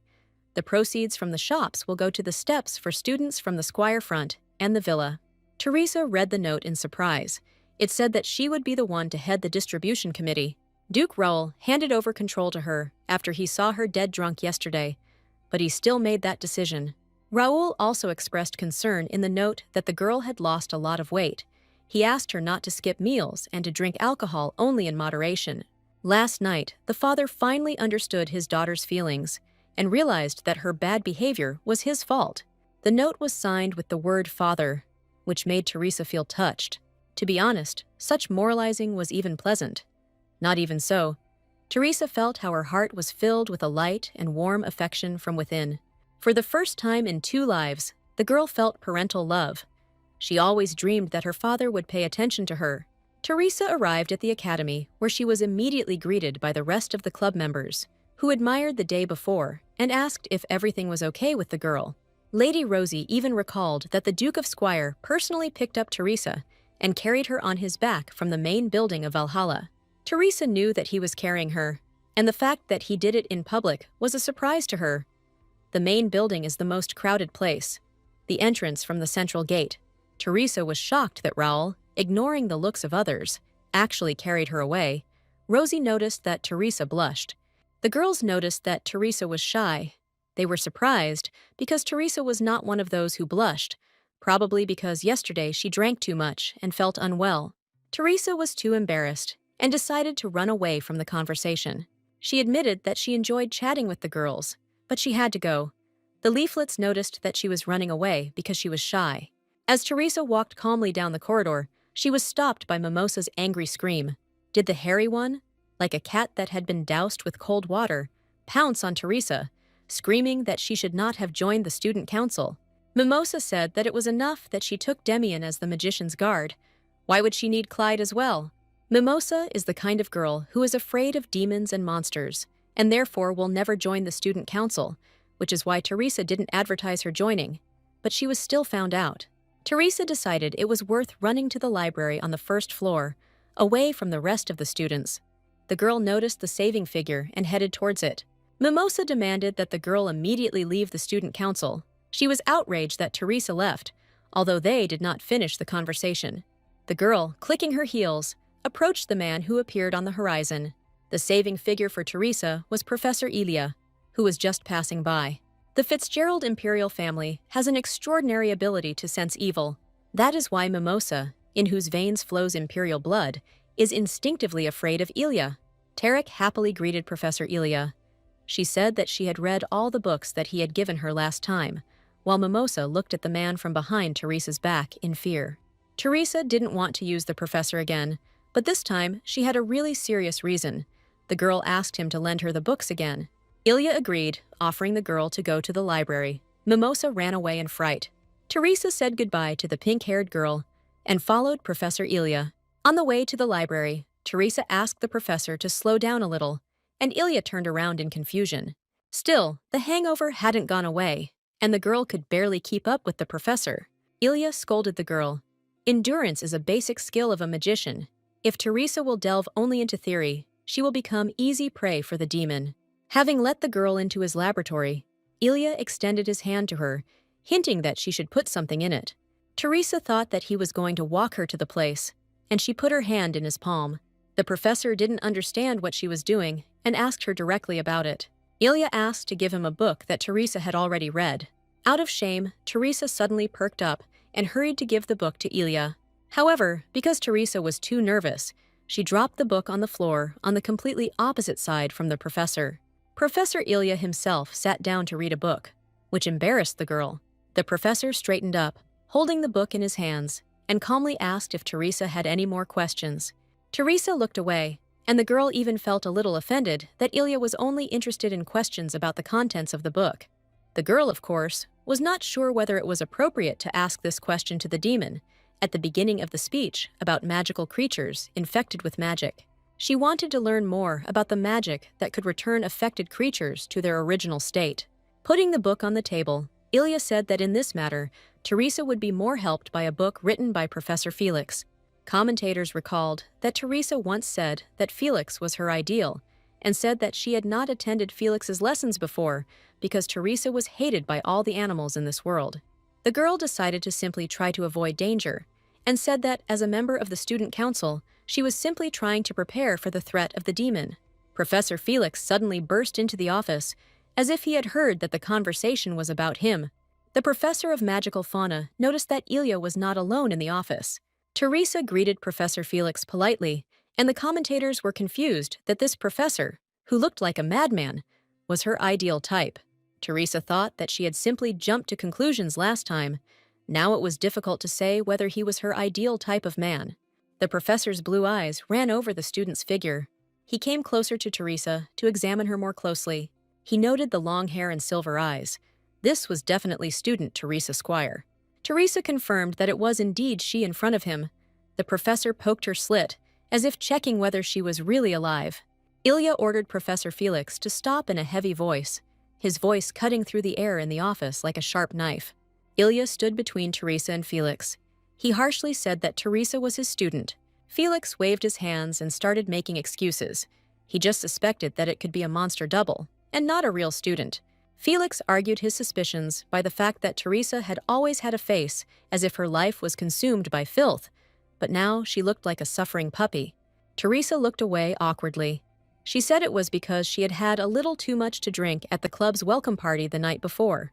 Felix laughed at the girl. According to him, all the magic had already evaporated from her, but Ilya simply asked him to shut up.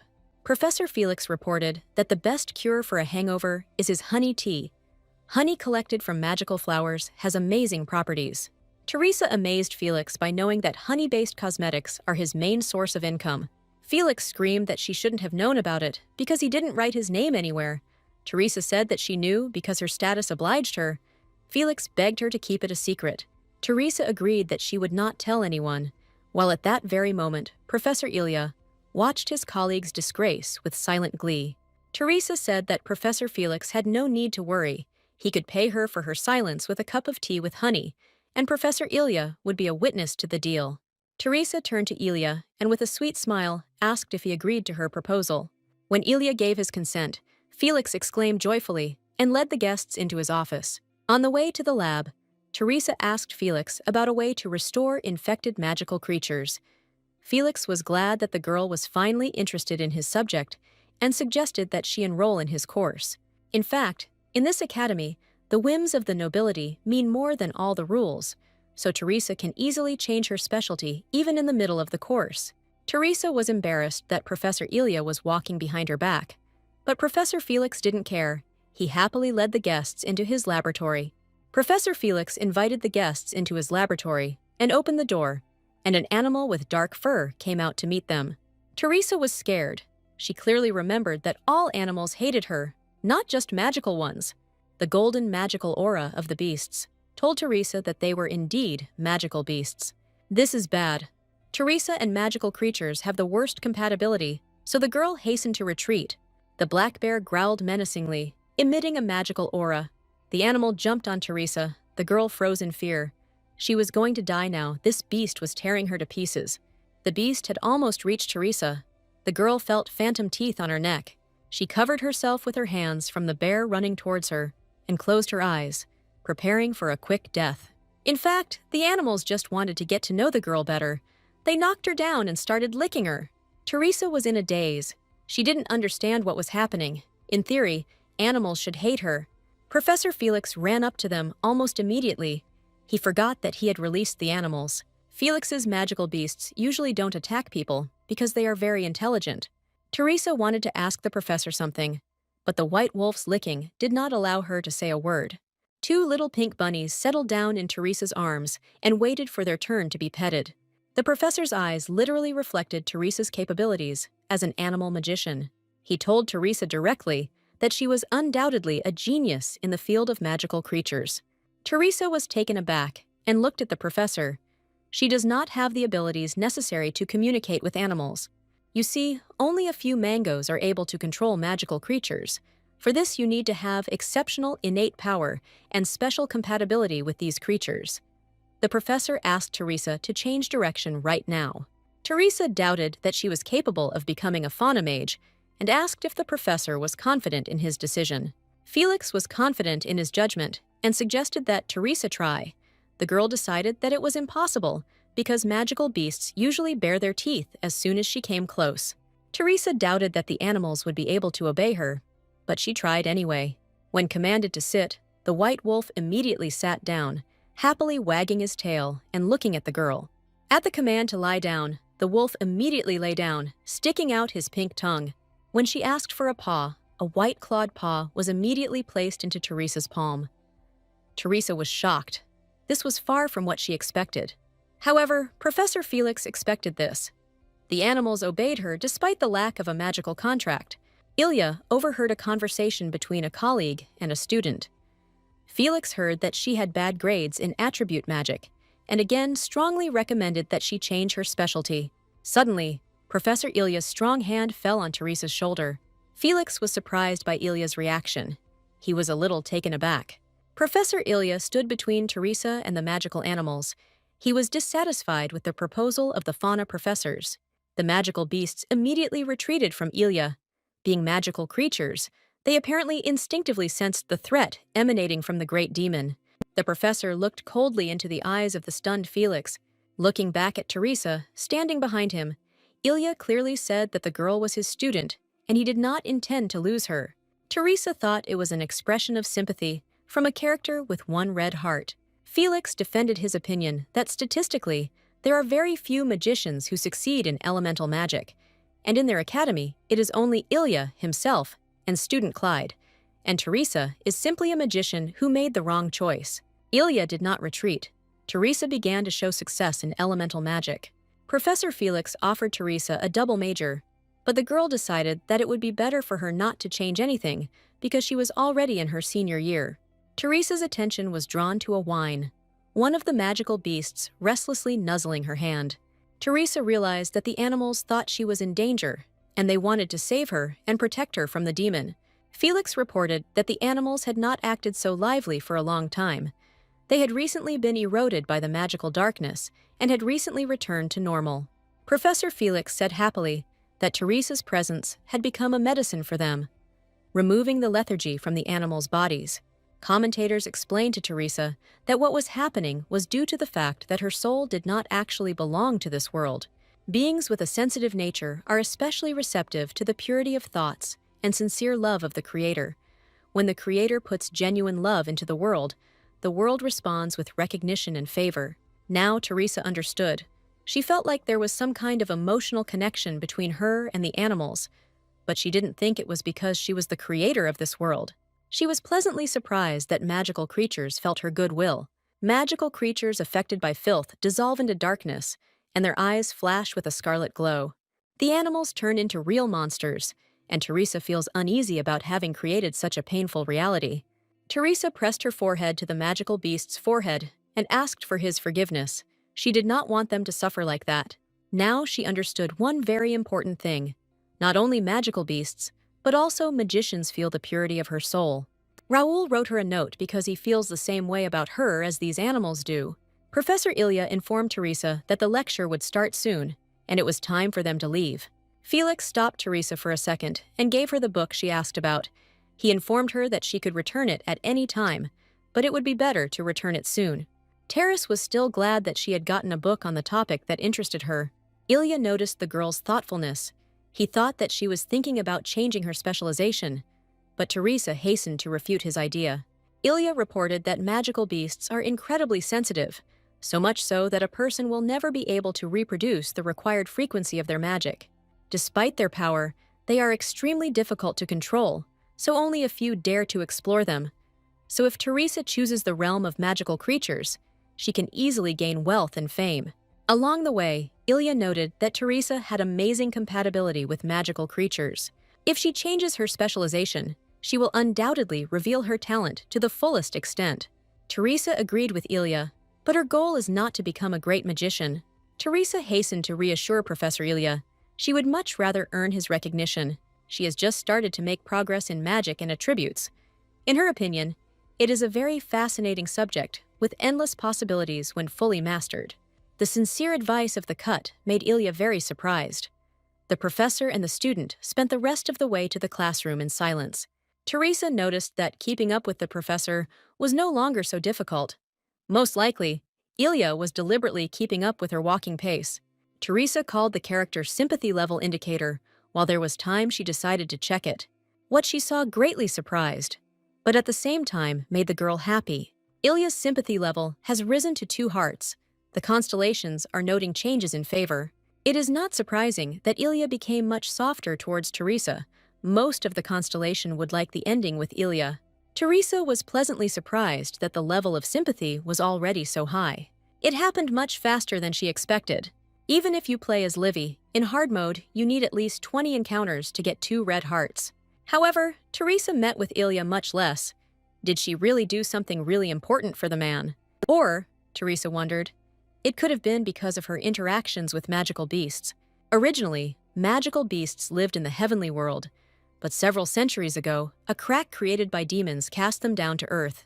Since angelic magic is a delicacy for such creatures, Ilya, who then wore the wings of an archangel, easily subdued them all. Most likely, due to the friendliness of the magical beasts that Ilya had previously met, his level of sympathy increased. Unexpectedly, Ilya said that a long look without words is either flirting or an insult, but neither is appropriate for a student when communicating with a professor. It turns out that Teresa had been staring intently at the professor's face the entire time. The girl hastened to correct the mistake. She turned on the suck-up mode and asked if the professor had done anything to himself today. Teresa's flattery had worked well up until this point, and it should work this time too. A slight smile blossomed on the stern professor's face. He didn't believe the girl. Ilya still decided that it was flirting, which greatly embarrassed the girl. Opening the door to the classroom, Ilya called Teresa a very brave girl. Not everyone would find the strength to flirt with a professor. Commentators strongly support the ending with Ilya. However, Teresa denies all romantic hints. A truthful servant walked through the academy's territory. The Duke of Squire donated a huge sum for the needs of the academy. The teachers thought it was a sign of improved relations between the two feuding families. The students were interested in another piece of news. They were discussing the fact that Demian had been appointed as Teresa's escort magician, and the Duke had personally appeared for the appointment. But they also had news that was much bigger. Teresa had joined the student council. Commentators have noted that Teresa has become devilishly popular, but the girl herself does not need this popularity.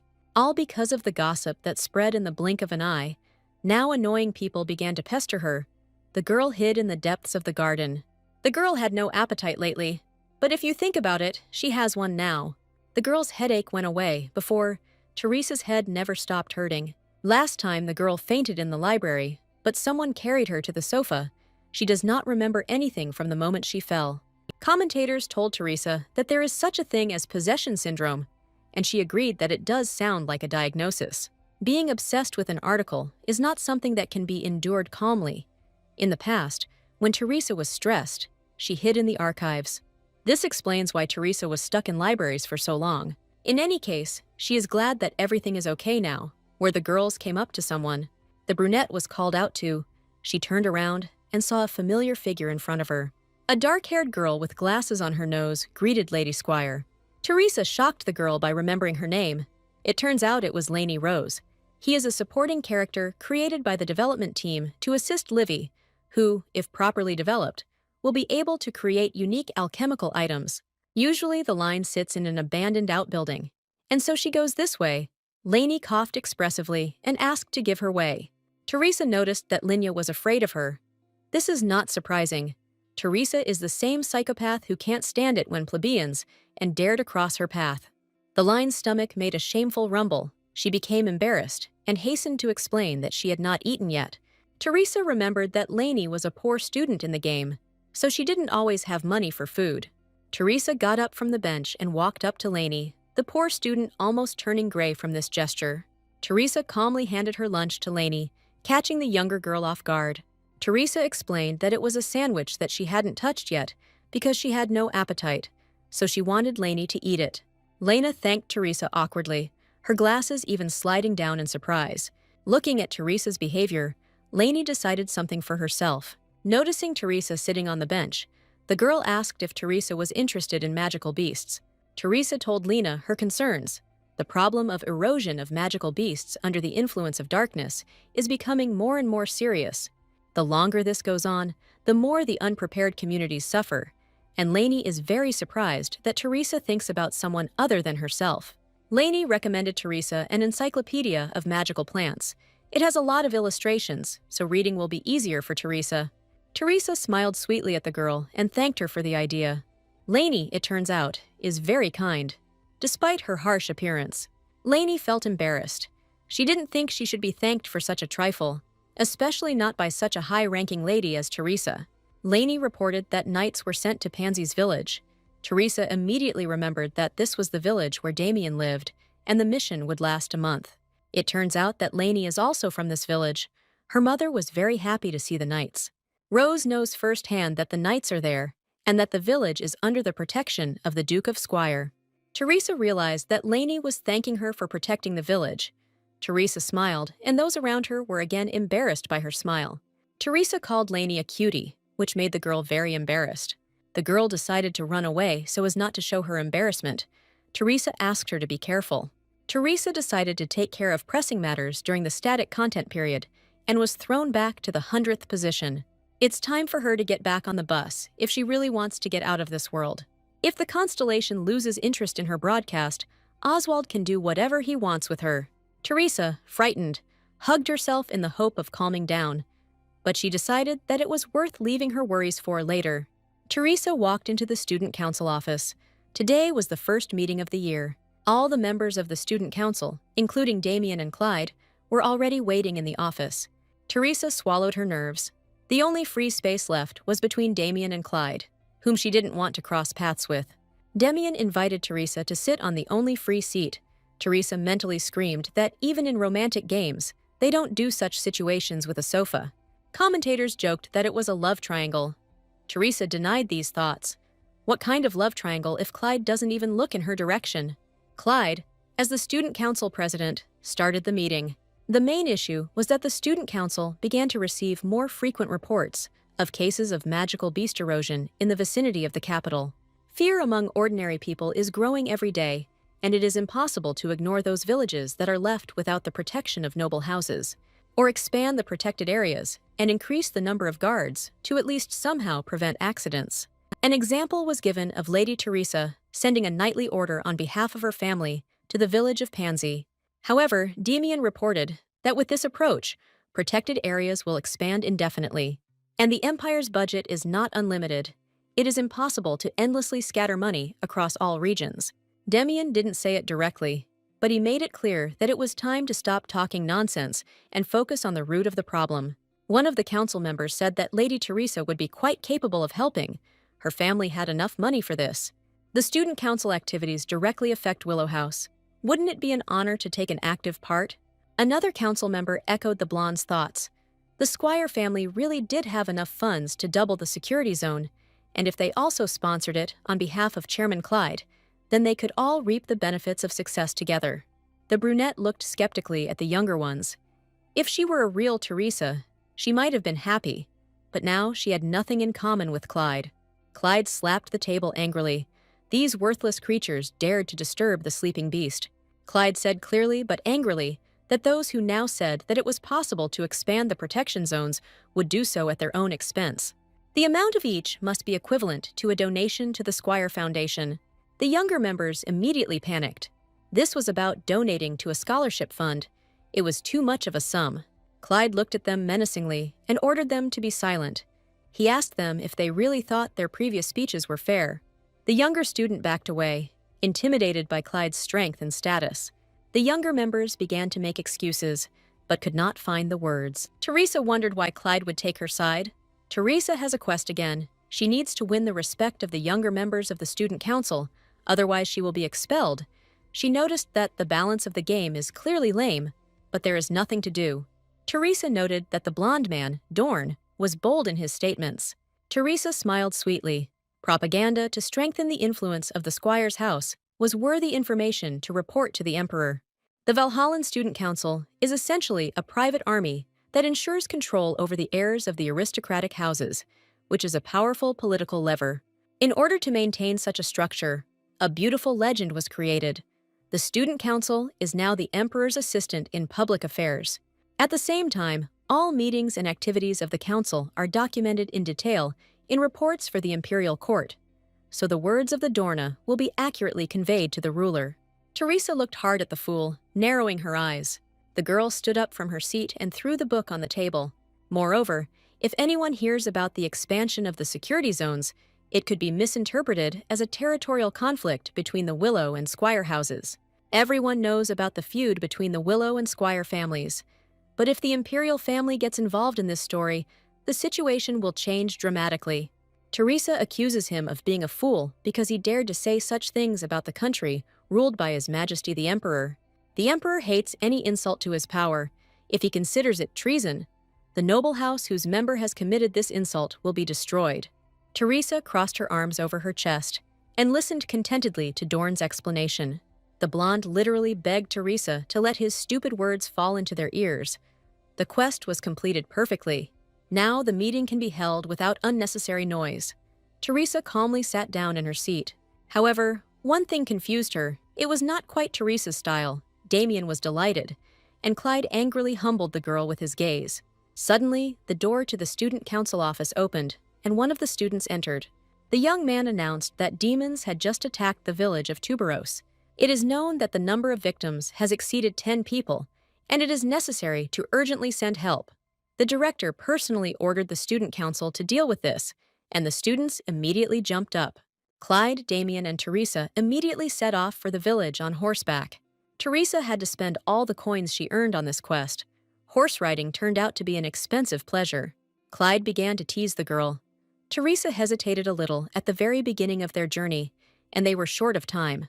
Now, Teresa spent a lot of time searching for the skill of horse riding, while the guys were waiting for her.